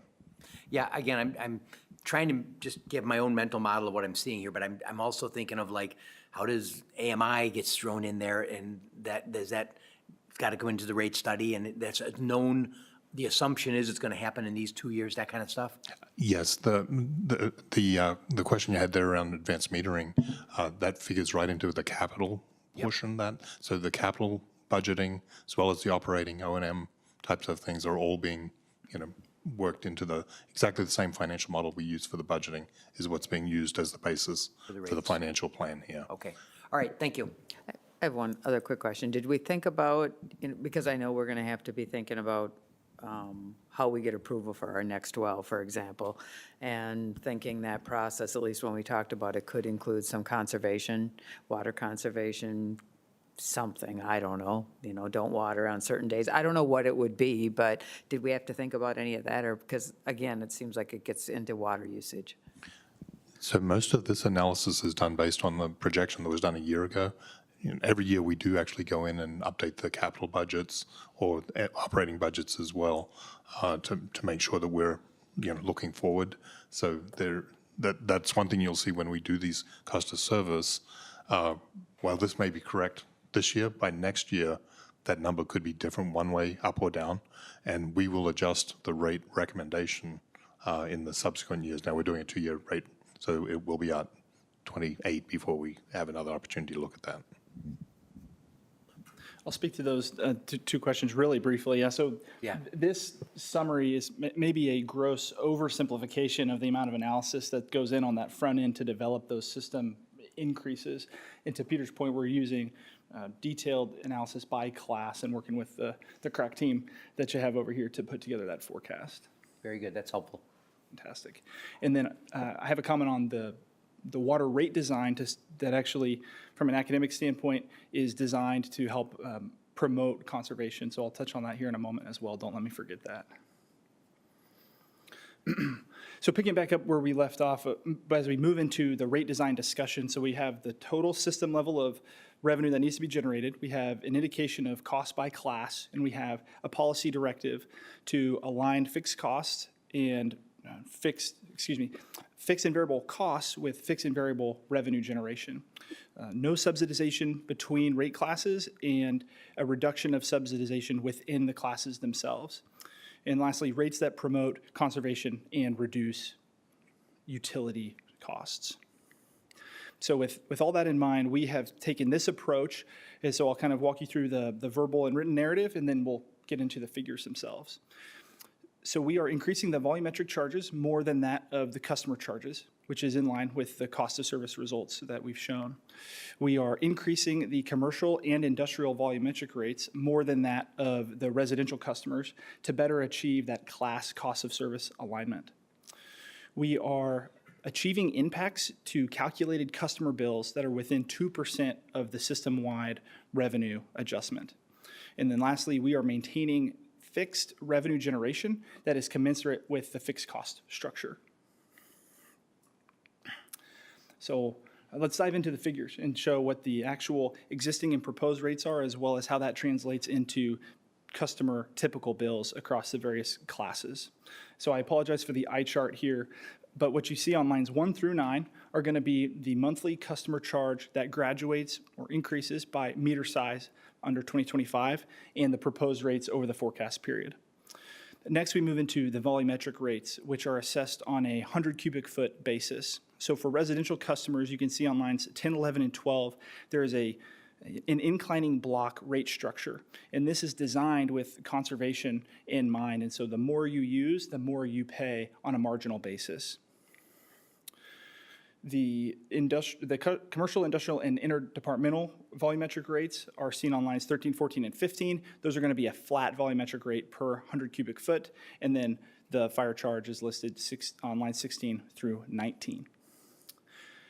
So this is a helpful schedule, but it doesn't tell you probably what you want to know, which is what are the impacts to the customer bills. So we're going to turn the page, and we'll start with the residential customer class. Let me take a moment to get you oriented. So on lines 1, 2, and 3, you have residential customers of varying usage profiles, which in the third column, you can see what that billable flow is in 100 cubic feet of 3, 6, and 12, 100 cubic feet. The meter size that we've assumed for this class, which is where most of your residential customers are sitting, is going to be a 5/8 inch meter. And so you can see on line 2, in the fourth column over the existing rates for 2025, the existing typical water bill for a customer using 600 cubic feet per month is $18.18. Over the forecast of proposed rates against this usage profile for this customer, you can see by 2030, that monthly bill is increasing to $25.64.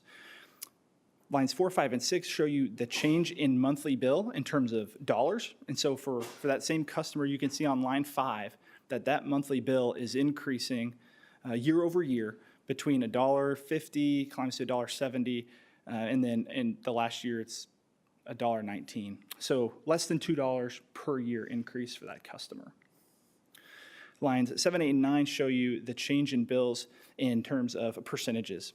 So you can see here for that average customer on line 8, the percent change in their bill year over year is less than that of the system increase.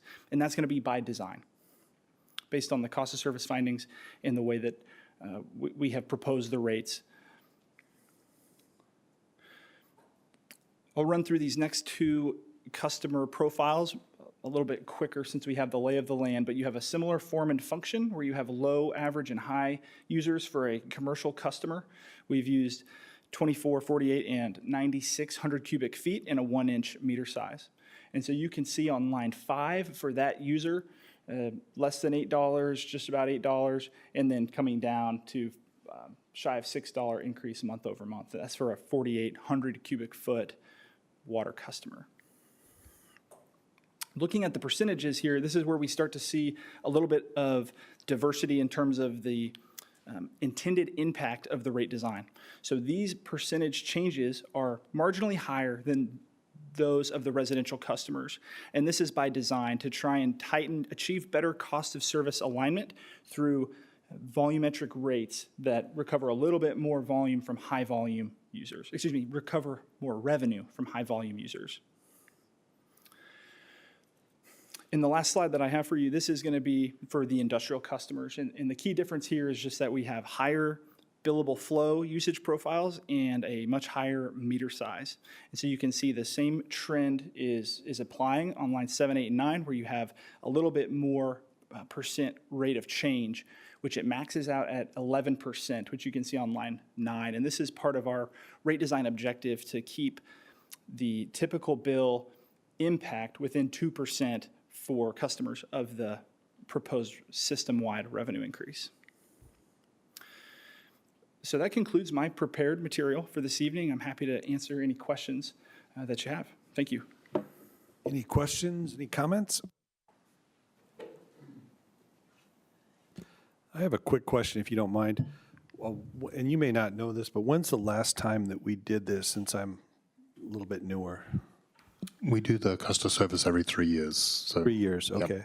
And are the variances that we're doing for catch-up normal in 3-year increments, or is it outsized a bit this time? Or?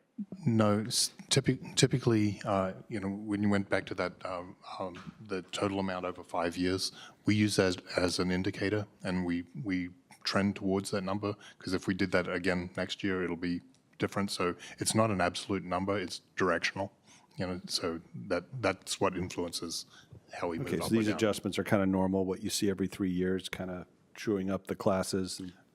I would say that there were previous recommendations and board actions that have shifted this, specifically the increasing the customer charge, building up the cash for the advanced metering project is one of the major contributors to the balance between residential and commercial.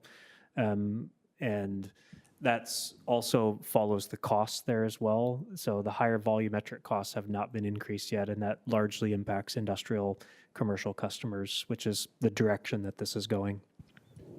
And then I just have one comment on the rate comparison slide, which is really helpful, and I like that it's consumer and commercial.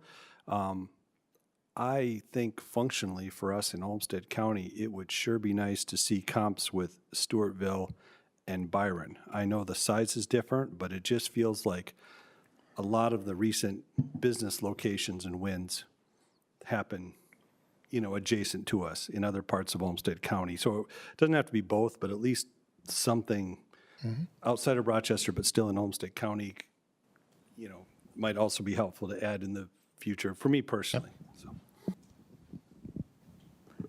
One other just question or comment or thought. We're distributed, right, pretty much, right? We have all these wells and we don't have treatment. Suspect we're gonna have treatment. A lot of those cities, I don't know about I can't remember anymore which ones have treatment and which ones don't, but it seems like the ones that do have treatment are gonna see a lower, you know, we're gonna see this chart change over time. Because the ones that already have treatment, it's gonna be less. And I would agree that the fact that we don't have a centralized treatment, you know, we've had lower costs partly because of that. Right, so. There's another factor there that Todd has pointed out previously, the line extension and capital improvement fees, what we try and accomplish with rate-funded capital versus what we get contribution and aid from developers has an impact in this as well. So what we're setting out to do, the earlier decisions of the board with the groundwater model and the comprehensive master plan will inform the cost of service study that follows this one. So as we understand then what major structural changes we might have to accommodate with centralized treatment, for example, with water transmission, with alternate surface water supplies, that will be another large directional factor in a future cost of service study. And we'll have to do new modeling, new capital investment plans, and start this process again, approaching those larger decisions in the future.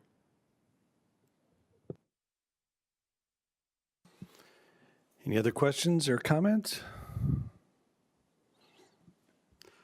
Otherwise, thank you. I appreciate that. That was really thorough and comprehensive and helpful. Thank you very much. Okay, and Peter again with item 6B, new and amended rate structure recommendations for 26 and 27.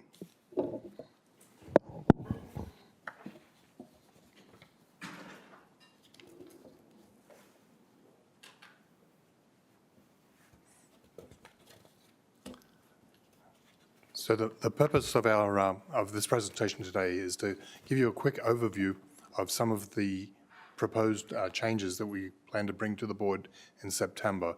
So there was a couple of key areas here that I would like to talk about is the implementation of a standby charge, some adjustments or recommended adjustments to the power cost adjustment, and then touch on a couple of miscellaneous fee items where there's changes that are not you know, in that 6 or 9% percentages that we communicated back on August 5th. So with that, I'll move. If you have any questions along the way, the first two in particular have quite a bit of stuff to cover here with the standby charge and the power cost adjustments. So to start with the standby charge, and I know I touched on this a little bit in the FBA, but the purpose of a standby charge is to basically the utility, you have a company that has a generation that's running in parallel to the utility. And so the utility becomes the provider of last resort. So we're still connected to that customer. And if the customer's generation is taken offline, either it goes off, you know, unplanned or planned for maintenance, the utility has to have the poles and wires, the distribution system, and the capacity, the generation capacity, to provide that service to the customer whenever that might happen. So what we end up doing is we end up looking at this. If a customer is running in parallel, we typically recover some of that distribution cost, and the capacity cost is being recovered through the energy and the demand sales to those customers. So if the customer is generating themselves, that model doesn't work, and you end up with a situation where the cost of providing that infrastructure and capacity essentially is being borne by other customers, which goes back to our last topic where we were talking about reducing subsidies between customers. This is also very similar to the request that we made last year for a grid access fee for solar generators. It's exactly the same case where you have self-generation of energy, but we're actually still having to provide the poles and wires and the distribution system to serve those customers. So this is essentially the same application, only more on a commercial scale. So I think I probably touched on a number of these topics there already. So I think we're, the recommended standby charge here that will be in the tariff is recommending an $8 per kilowatt month. And as compared to our demand charge, you can see what they currently are for 2025 for an industrial or a large general service customer. So it's less than that. So we're really looking at recovering those distribution costs, transmissions, and some limited capacity costs. It's significantly less than what would be normally contributed by being able to charge, because we're not trying to recover general administrative overhead, mortgage payments, some of the administrative staff as well. So the margin is definitely different there. The other area, and it's kind of in the middle there, this rate is based on the current MISO capacity rules. There is discussion, but not a requirement at this stage, that behind the meter generation that typically doesn't show up in our load could at some point in the future be, we could have a requirement where we have to have capacity to serve that load that's behind the meter as well. So the recommended charge here anticipates the current rules, not a future change to those rules.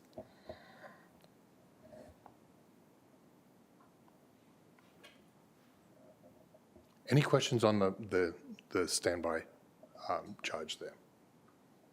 Sometimes it's easier to ask the questions as you're going rather than I get to the end, right? So.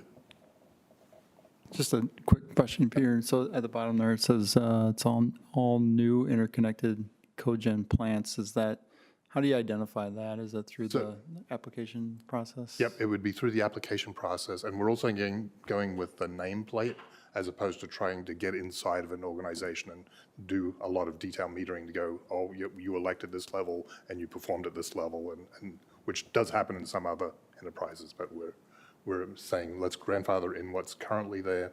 We will do this on new generation and do it on a nameplate basis.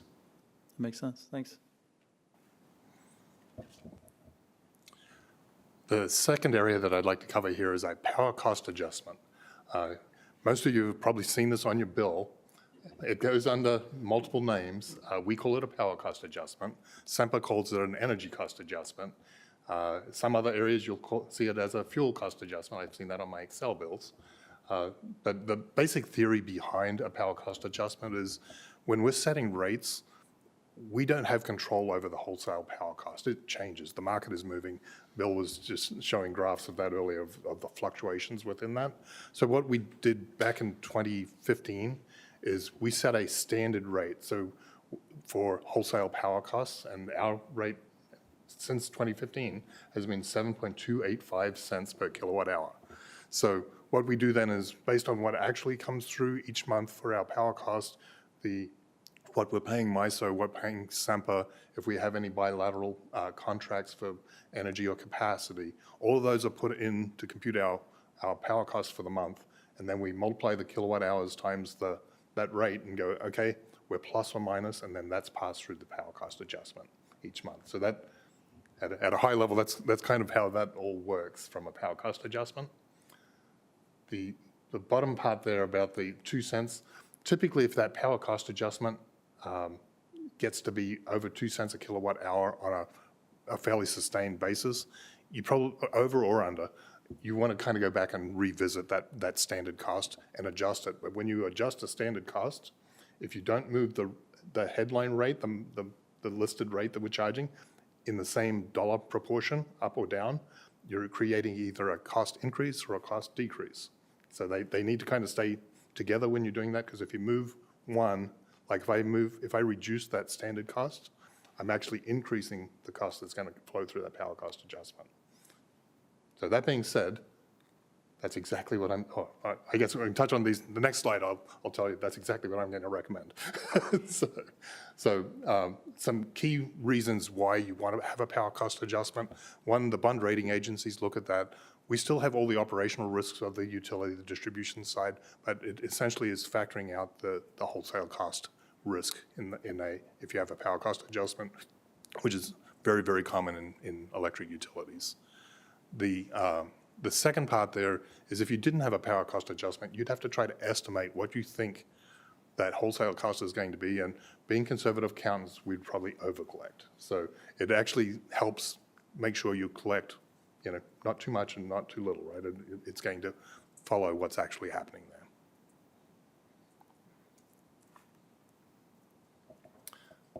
So then I can get into what I was going to tell you. I was just telling you that you typically want to move those in parallel. The recommendation here that will be being brought forward in the rate tariff in September is that the SEMPA wholesale power rates, we're anticipating reductions in 26, 27, and 28 of 6, 10, and 10%. So that's really good news. And if we did absolutely nothing, all of that would get passed through, and it totals up to about $50 million between 2026 and 2030. The intent, and this was part of the budget presentation back on August 5th, is that we would retain those funds and use that to offset our debt service. So we're going to be borrowing somewhere in the $240 million in 2027, which is going to increase our debt service. So we have an opportunity, and really this is funds that we're currently paying to SEMPA to pay for the debt on Sherco 3 that's going to be going away. So there's a really nice nexus to say, okay, we're not going to be paying that debt service to SEMPA, but we can keep that and use that to offset, or partially offset our debt service needs. So that was in the budget presentation on August 5th. The second part of that is we're looking at our product mix and the items that are going into our power cost adjustment. Right now, I touched on payments to SEMPA and to MISO, and bilateral contracts all go into that power cost adjustment. One of the items that we do not currently include in there is when we do run our generation facilities, any margin that we're making on that, so that's the headline sales price less the incremental cost for gas, whatever fuel is running that generation, is currently going into our gross margin, and it helps defray the costs of the utility.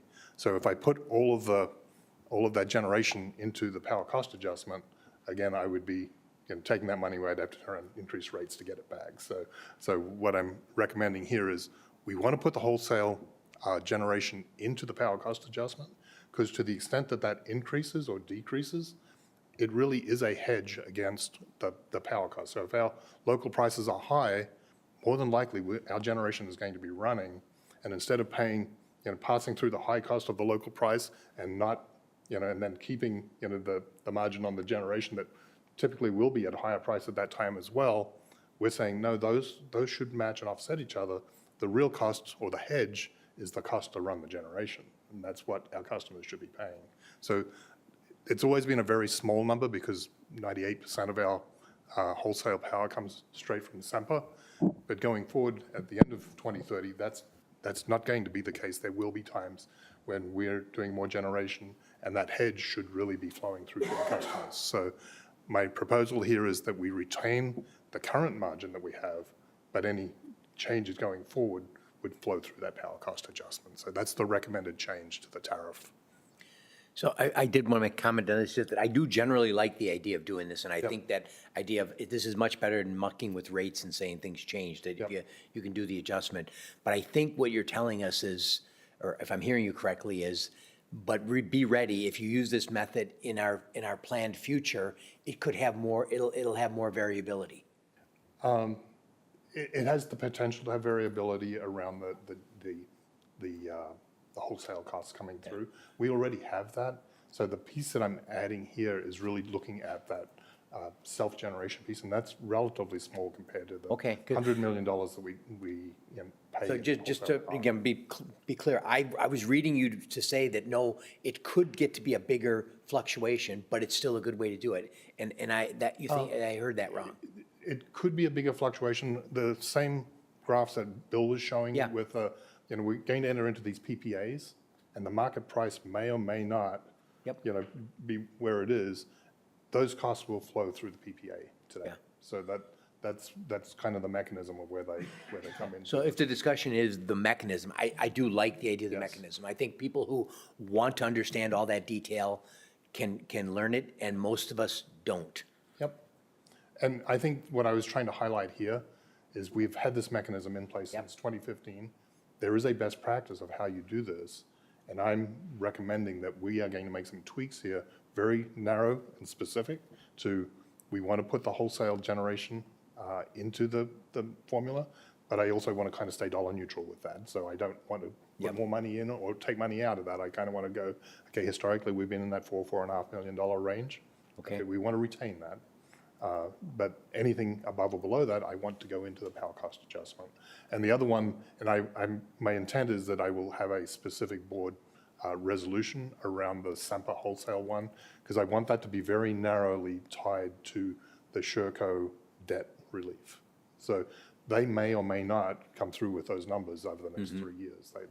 And they've done distributions in different ways. They've done them, they can do them through the actual rates they charge us, but they've also done distributions, and we brought those back to the board and said, we want to hang on to those for the resource plan, because we know we're going to need some money, which that's exactly what we're using those funds for now. So it's kind of the same theory, and we've been talking about this for a couple of years that it's coming, but I also want to be very clear that this is what we're doing so that it's not a surprise, and everybody's kind of aware of what the changes are there.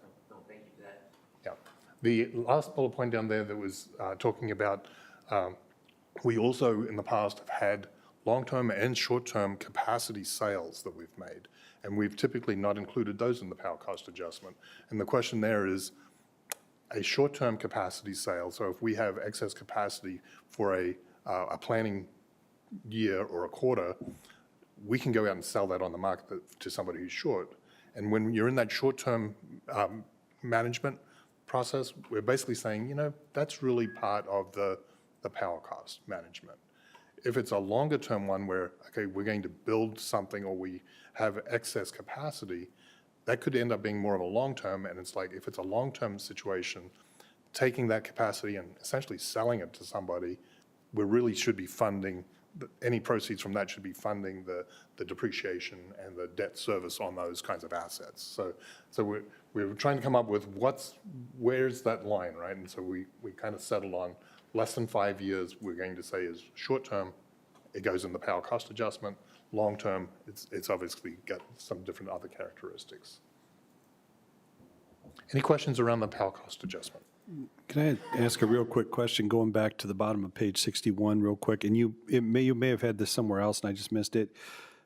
Base rate should be adjusted when PCA exceeds 2 cents on an ongoing basis. In your mind, what's ongoing? Is it a couple years when we? I think you want to look at, and I fully expect that we will do this in probably 2028, 2029. Okay. We're going to have a base, I don't know this for a fact. I anticipate that, we may have a long-term shift in the base cost of wholesale power. Yeah, I just want to see kind of what it may not be a set time. I just want to see No, what it's not. I think we look at it each year when we're doing the budget to go, has this moved, are we consistently seeing that we're staying at this level, that it's, 5 cents or it's 9 cents? Gotcha. That's good. Thanks. So that's really what we're looking at there.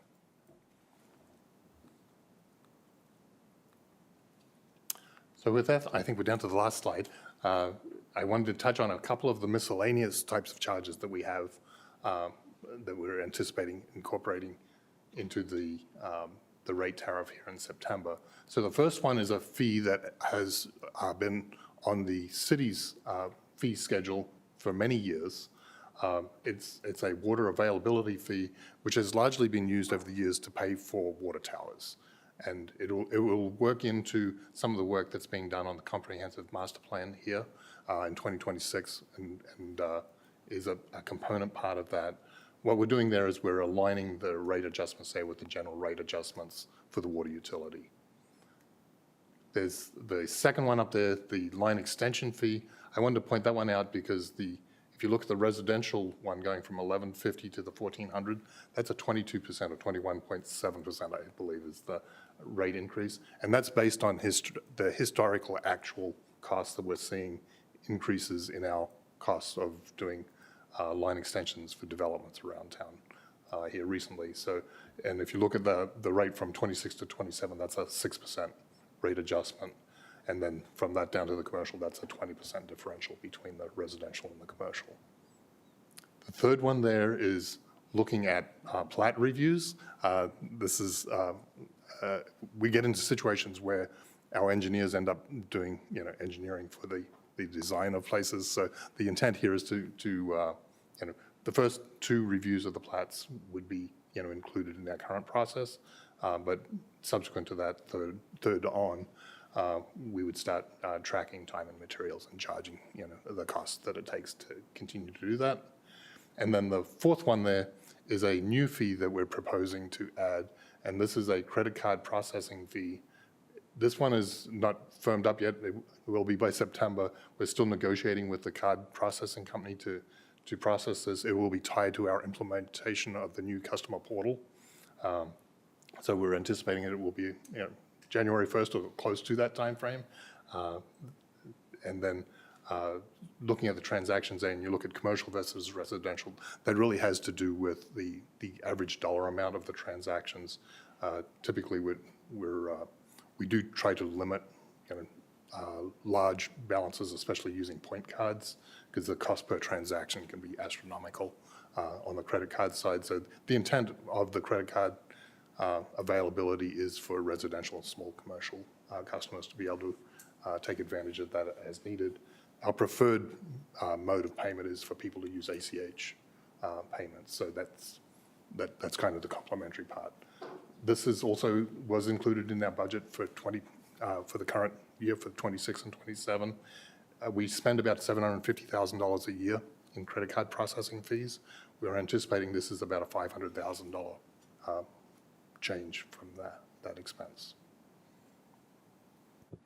There's a big difference in the number of customers that pay by ACH and other means that are not credit card, and the cost per transaction on the credit card side is significantly higher. And so this is part of our balancing the costs based off of who impacts the cost there.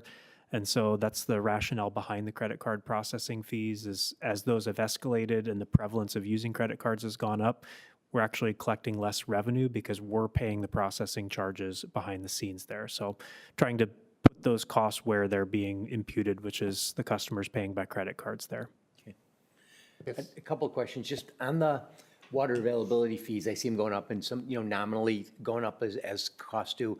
Is there a policy that those should, is that it's like the rate study that we want that to cover what our costs are of developing acres? Or is it more of, it's just too hard to do that because it's different each time? No, there's actually a city council ordinance that says that growth will pay for growth. So there is a direction from the council that some of these development fees do need to be aligned with the actual costs.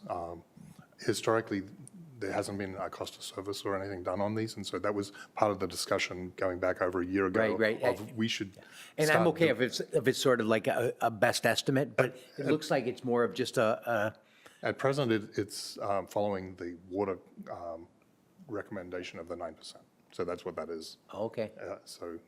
Is that Todd? Yeah, just a little bit more on what Peter was mentioning. This fee is for water storage facilities only, and that's right in the city code. That's what that fee pays for. All right, yeah. So as development comes in, we charge it per acre, and that offsets our expenses for building new water storage facilities. What Peter is mentioning is we have other costs, building new wells to increase water supply, water main oversizing, so we have more transmission in the system, more booster stations. all of those expenses are on the revenue side. So during this whole master planning process, we will gain much more insight in what infrastructure needs to be built to expand the system. And that's the point in time at which we're going to have to come back to the board and talk about what is a more equitable way to fund that.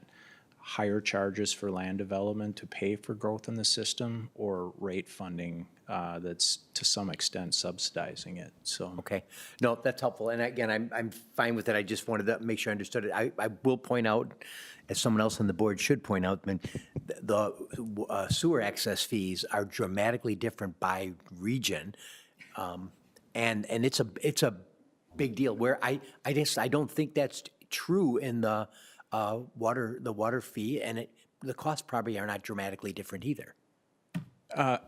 I will say, and there's someone here that can probably speak much more to the history than I can, but the wastewater system is truly set up to recover those expenses from the development community. That just has not been a historical practice with the water system.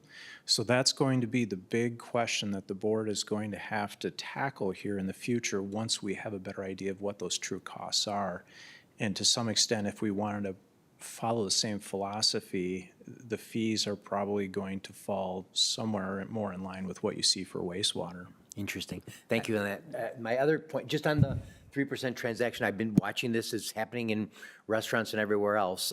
But is that, going back to this discussion of it's, trying to align costs, but is this like 10% of our bills paid this way, or more like 30%? It's like 50%, right? It's more like 50%, and a lion's share of those are by credit card out of convenience. Let us come back with the actual numbers there, because I wanted to get that exact answer myself, and we haven't. The team has it. I just haven't. I'm not able to quote it off the top of my head. Yeah, I just want to, because there is a kind of a practice in town of what I've heard from the hospitality groups, that we put it on there. If someone challenges it, we take it off. This would not be taken off. This would be No, built. I'm hearing it correctly, but I also don't, I want to understand this just to make sure I know what, if it is like that 40, 50%, it's, we should make sure we know that we're communicating it and it's being done. Because I think it is a form of behavior modification is what we're really going for here. If our customers want the convenience of paying by credit card, we would highly encourage that. It's a solid revenue stream for us, but there's a cost of processing that transaction that we think should be borne by those who are paying by credit card to do so, is how I would answer that question. Okay. Can I make a quick comment on that too? This is entirely appropriate because the ratepayers don't need to be paying people's credit card perks and their reward miles on their Delta Amex, or not to pick on a particular thing, but that's what interchange also, some of this large interchange also covers. You're essentially, someone pays by credit card, but then they're earning perks on the other end, and we're essentially paying for it here. But it's a fascinating world where some places won't take cash and other places are charging you to use the credit card. So I'm trying to figure out what the incentives are and who's pushing us where. But I'm also talking against myself, since I work at a bank that earns interchange, so I'm on the other side of that. But no, good discussion. Thank you. I've been on the board long enough to have heard this discussion multiple times. And when I first started, it was, well, let's not charge it because it's cheaper to pay the credit card company than it is to hire additional staff to staff the lines when people come in to pay their bill, or some of these other mechanisms. But I think we've probably reached our point in technology where more and more people are going to pay with card anyway, because that's just more part of the everyday experience for people paying bills. I don't think if I couldn't pay with my credit card, I'm not going to drive down here and stand in line and pay my bill. I'm just going to switch to my bank account or something, Right, but I think that is the preferred method, is the bank account, the direct. Right. So, and I get the impression that's what the companies that are the incentives are put in place so that that's what I do, and I if I'm wording it correctly. It's just interesting to see how our incenting goal has changed through the years. Yes. Yeah, I think it's the fees representative of the cost of processing the transaction. We're trying to align the cost with the who's putting that there, the customers using it. If you look at the accounts payable list that you see every month at the top of the agenda, there's a line item there that goes to a company called Pimentus. That's in the realm of about $60,000 to $70,000 a month in credit card. That's not all credit card processing fees. That also includes processing fees for ACH and other financial transactions. But there's about a 2x difference between processing payments by automated clearinghouse and credit card, and that's what we're trying to resolve here, is bring those costs in line with one another. Very good, thank you. So to summarize, I had one more question. Oh, yes, sorry.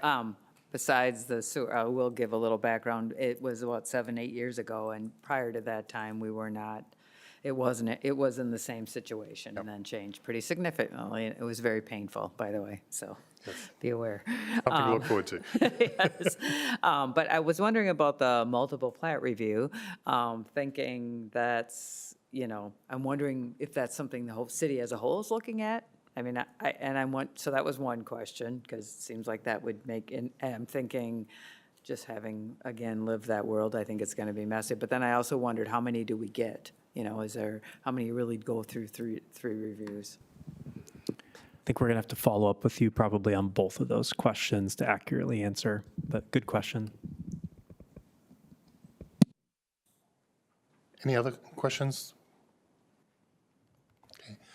So looking at the next steps, it could almost start at the bottom first here. We will have a cost of service study in 2026 for the electric utility and the water comprehensive master plan, which is started, I believe, end of 26, early 27. We'll have more information, which will help inform some of the other items that we were talking about. The recommendations up there that I anticipate will be in the March 30th board packet for the recommended tariff. And at that meeting, we ask you for permission to publish the tariff or notice to customers. The actual confirmation comes back in October, where we ask for your approval before going on to the city council if the board approves those rates. There was 2 other ones that were in our rate recommendations when we did the cost of service back in 2023, I think it was. And that was talking about a solar rebate and an interruptible rate. Our interruptible rate currently is closed to new customers, and both of those will be part of the scope of the 2026 electric cost of service. They'll also be informed by some of the work that's going on right now with the resource plan as to what is our cost of demand and what is the value of having an interruptible customer. So, any questions on next steps there?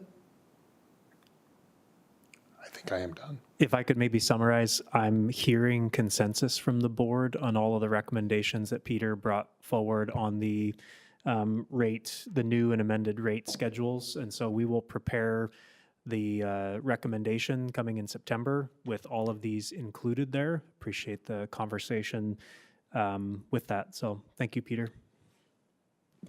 Thank you so much. Now, moving to the last item in number 6, 6C, proposed 2026 board meeting dates with General Manager McCullough. I'm going to do that one. Before you are the proposed board meeting dates for 2026, and you'll notice that there's 3 months, February, May, and June, where the meetings would be moved up due to conflicts, either with conferences or holidays. If there aren't any other conflicts with these dates, then we would bring them back to you at the September board meeting on the consent agenda for approval. I'll make one comment just on the December 29th. I know in years past we've tried to do earlier in the month, like the second week. I have no specific worry about it. I just noticed it as being at the end of the year. This time it didn't conflict with New Year's Day or the Christmas holiday. We can certainly explore that. This was one where it seemed to be not in direct conflict with the holidays there. To do it earlier would mean putting that on probably December 16th, which might be one of the earliest December meetings that we have on record, just with the way things fall. Look for any direction from the board, whether there's a conflict of doing that kind of between 2 winter holidays in that week where people may be gone. We can certainly move it. That's why we wanted to have this discussion. Yeah, I guess if it's just preference, I would prefer to have it, in the second or third week of December, just so there is a gap with the meetings at the end of from like the December 20th through like, it's usually January 5th, 4th or 5th before things are getting kicked up again. Is it still the case you might not have financials ready then, Peter? Yeah. Well, I'll also note that we did make a behind-the-scenes change on financials. We're now reporting financials a month in arrears. So in this case, we would have financials because in December, we would be pointing back to November. That's a change that we made very quietly just because we were always up to the deadline. So you're seeing financials more than a month in arrears now. And so that's not as much as a driver anymore with month-end close. We just relieve some pressure internally on that as well. I'm hearing interest in maybe moving that earlier, at least from one. Yep. Yeah, I'd just like to second that, Okay. Patrick, our Councilmember Keen. I'd like to second that because also the staff that have to show up for the meeting, maybe they would like to be gone for that week between Christmas and New Year or use up some vacation or family, so. Yeah, I would agree. When you think about it, in between that, a lot of people take that week off so, yeah, I would support that. Very good. You'll see that on consent coming back next month with that change incorporated. Thank you. Thank you, Aaron. Okay, that's the end for 6C. Moving on to 7, Board Policy Review, and 7A. Is that Patty or? It will be Patty. This, depending on how long the conversation is there a need for a 5-minute break? We've been going 2 hours now. We probably have 15, 20 minutes here left with this discussion. So I have a need to get done as soon as we can, so I'd rather keep going. very good. Yes, this will be Patty. Sorry about that. So the policy, we've made several significant changes with regards to the policy update. One being that our policy and procedures did not fully follow the state law in that the customers need to maintain a valid medical certification, but also maintain a payment arrangement that does take into consideration their financial situation. But they need to maintain that in order to avoid any potential involuntary disconnection. We have not been doing that. We've not been working with customers and creating payment arrangements. So the updated policy addresses more specifically what is stated within the state law. Because of that, we've created and we've enabled some of our customers to get in arrears and behind in their utility bills. This will help bring customers forward and help them maintain that protection, that disconnection potential, so long as that they maintain and enter in a payment arrangement going forward. If the board accepts the updated policy changes that we've made or that we're recommending, we will be going through a transition with customers that are in severe arrears by informing them of the policy change, letting them know that we need to make payment arrangements with them. They need to contact us and work with us. This will come for approval at the end of September. So then we enter into the cold weather protection. So these customers will fall within the cold weather protection as well as the life support protection. And it'll give us time to work with the customers over a 6-month period to get payment arrangements in place, point them to energy assistance and other third-party options that can help them get caught up and where they need to be. We will be meeting internally with credit and collections, Peter's group, and my group to determine equitable, fair payment arrangements around what that might look like, what the collection stream might look like. But we realize that with the 6 months time frame, we should be able to get them to a point where we can help them out and work with them. And there might be some other administrative operational stuff we'll do on the back end as well. So. Any questions or comments? Just a comment that I did work with the staff and Wendy did, and again, we did a couple iterations, and I think this is a much better process and more clearly stated about not just a policy thing, but also communication of intent and protection of staff from getting caught up in bad situations. Thank you. Yep. Agreed. Thank you. Yeah, it was very helpful to go through those several iterations. You guys brought some, we get so far in the weeds, sometimes it helps to get your perspective from, a different angle. So I appreciate that. Thank you. Nice work. Any other questions? Moving on now to 7B, Index of Board Policies. Nothing new to suggest or report there. Our next board policy, I believe we're planning on doing rates, the rates policy. Peter will be leading that effort. We have a target review date and approval in December. So probably need to start discussion about an ad hoc group that we could have an initial conversation with. If the board would want to select 2 members that we could start that discussion with, that would be a great start. Will do. Thank you. Not at this meeting, though, right? We could take names now. We could park it for expressing interest for the next meeting, either way. Okay. Melissa, how do we normally solicit that? Just poll the group or assign or? Raise their hands, great. If not, I, as chair, would volunteer people. Okay.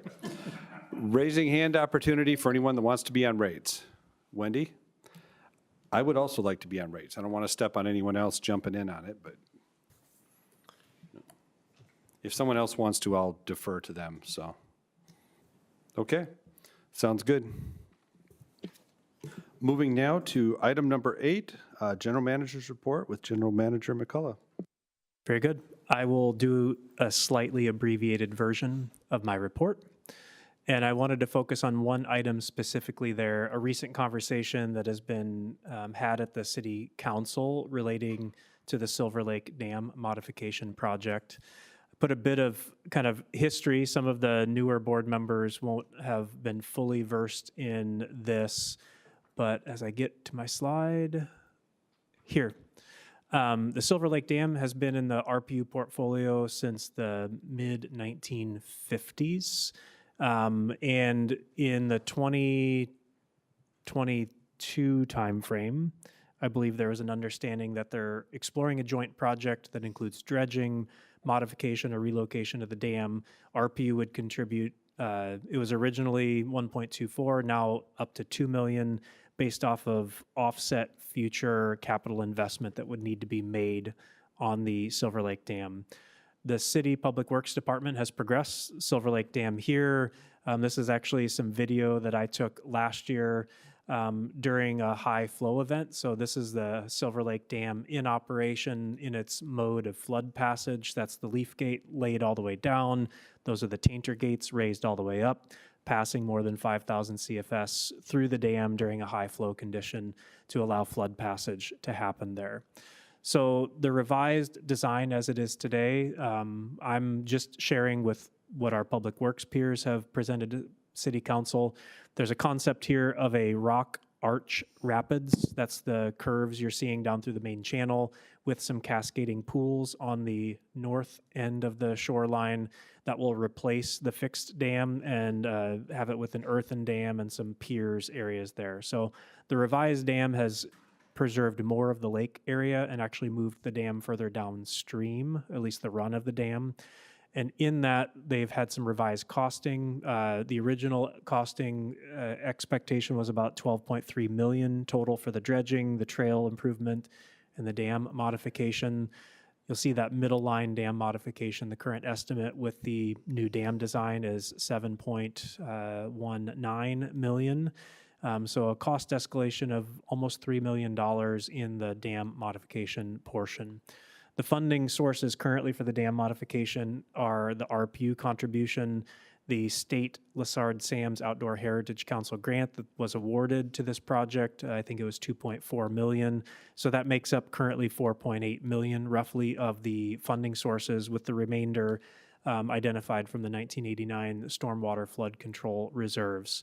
Now, there is an active conversation happening amongst staff teams about how to fund the gap there on the dam modification project. Just wanted to highlight that. That may be a conversation we bring back to the board, since this would be targeted for as soon as an October decision by the city council. So we're talking in the next 8 weeks. They're trying to take this project far enough along to take it to bidding and award of contract. We would need to finalize that conversation about funding sources for the dam at the time of contract award. So these are shorter term commitments, and there is a request for RPU to consider contributions for this revised dam estimate. So I just wanted to highlight that with the board. We will bring back that conversation in the future. Our staff teams are talking about the new design, the costing, the responsibilities of those costs as well. Not asking for a decision today, just highlighting this as a future potential conversation as soon as September or October, which are our next 2 meetings.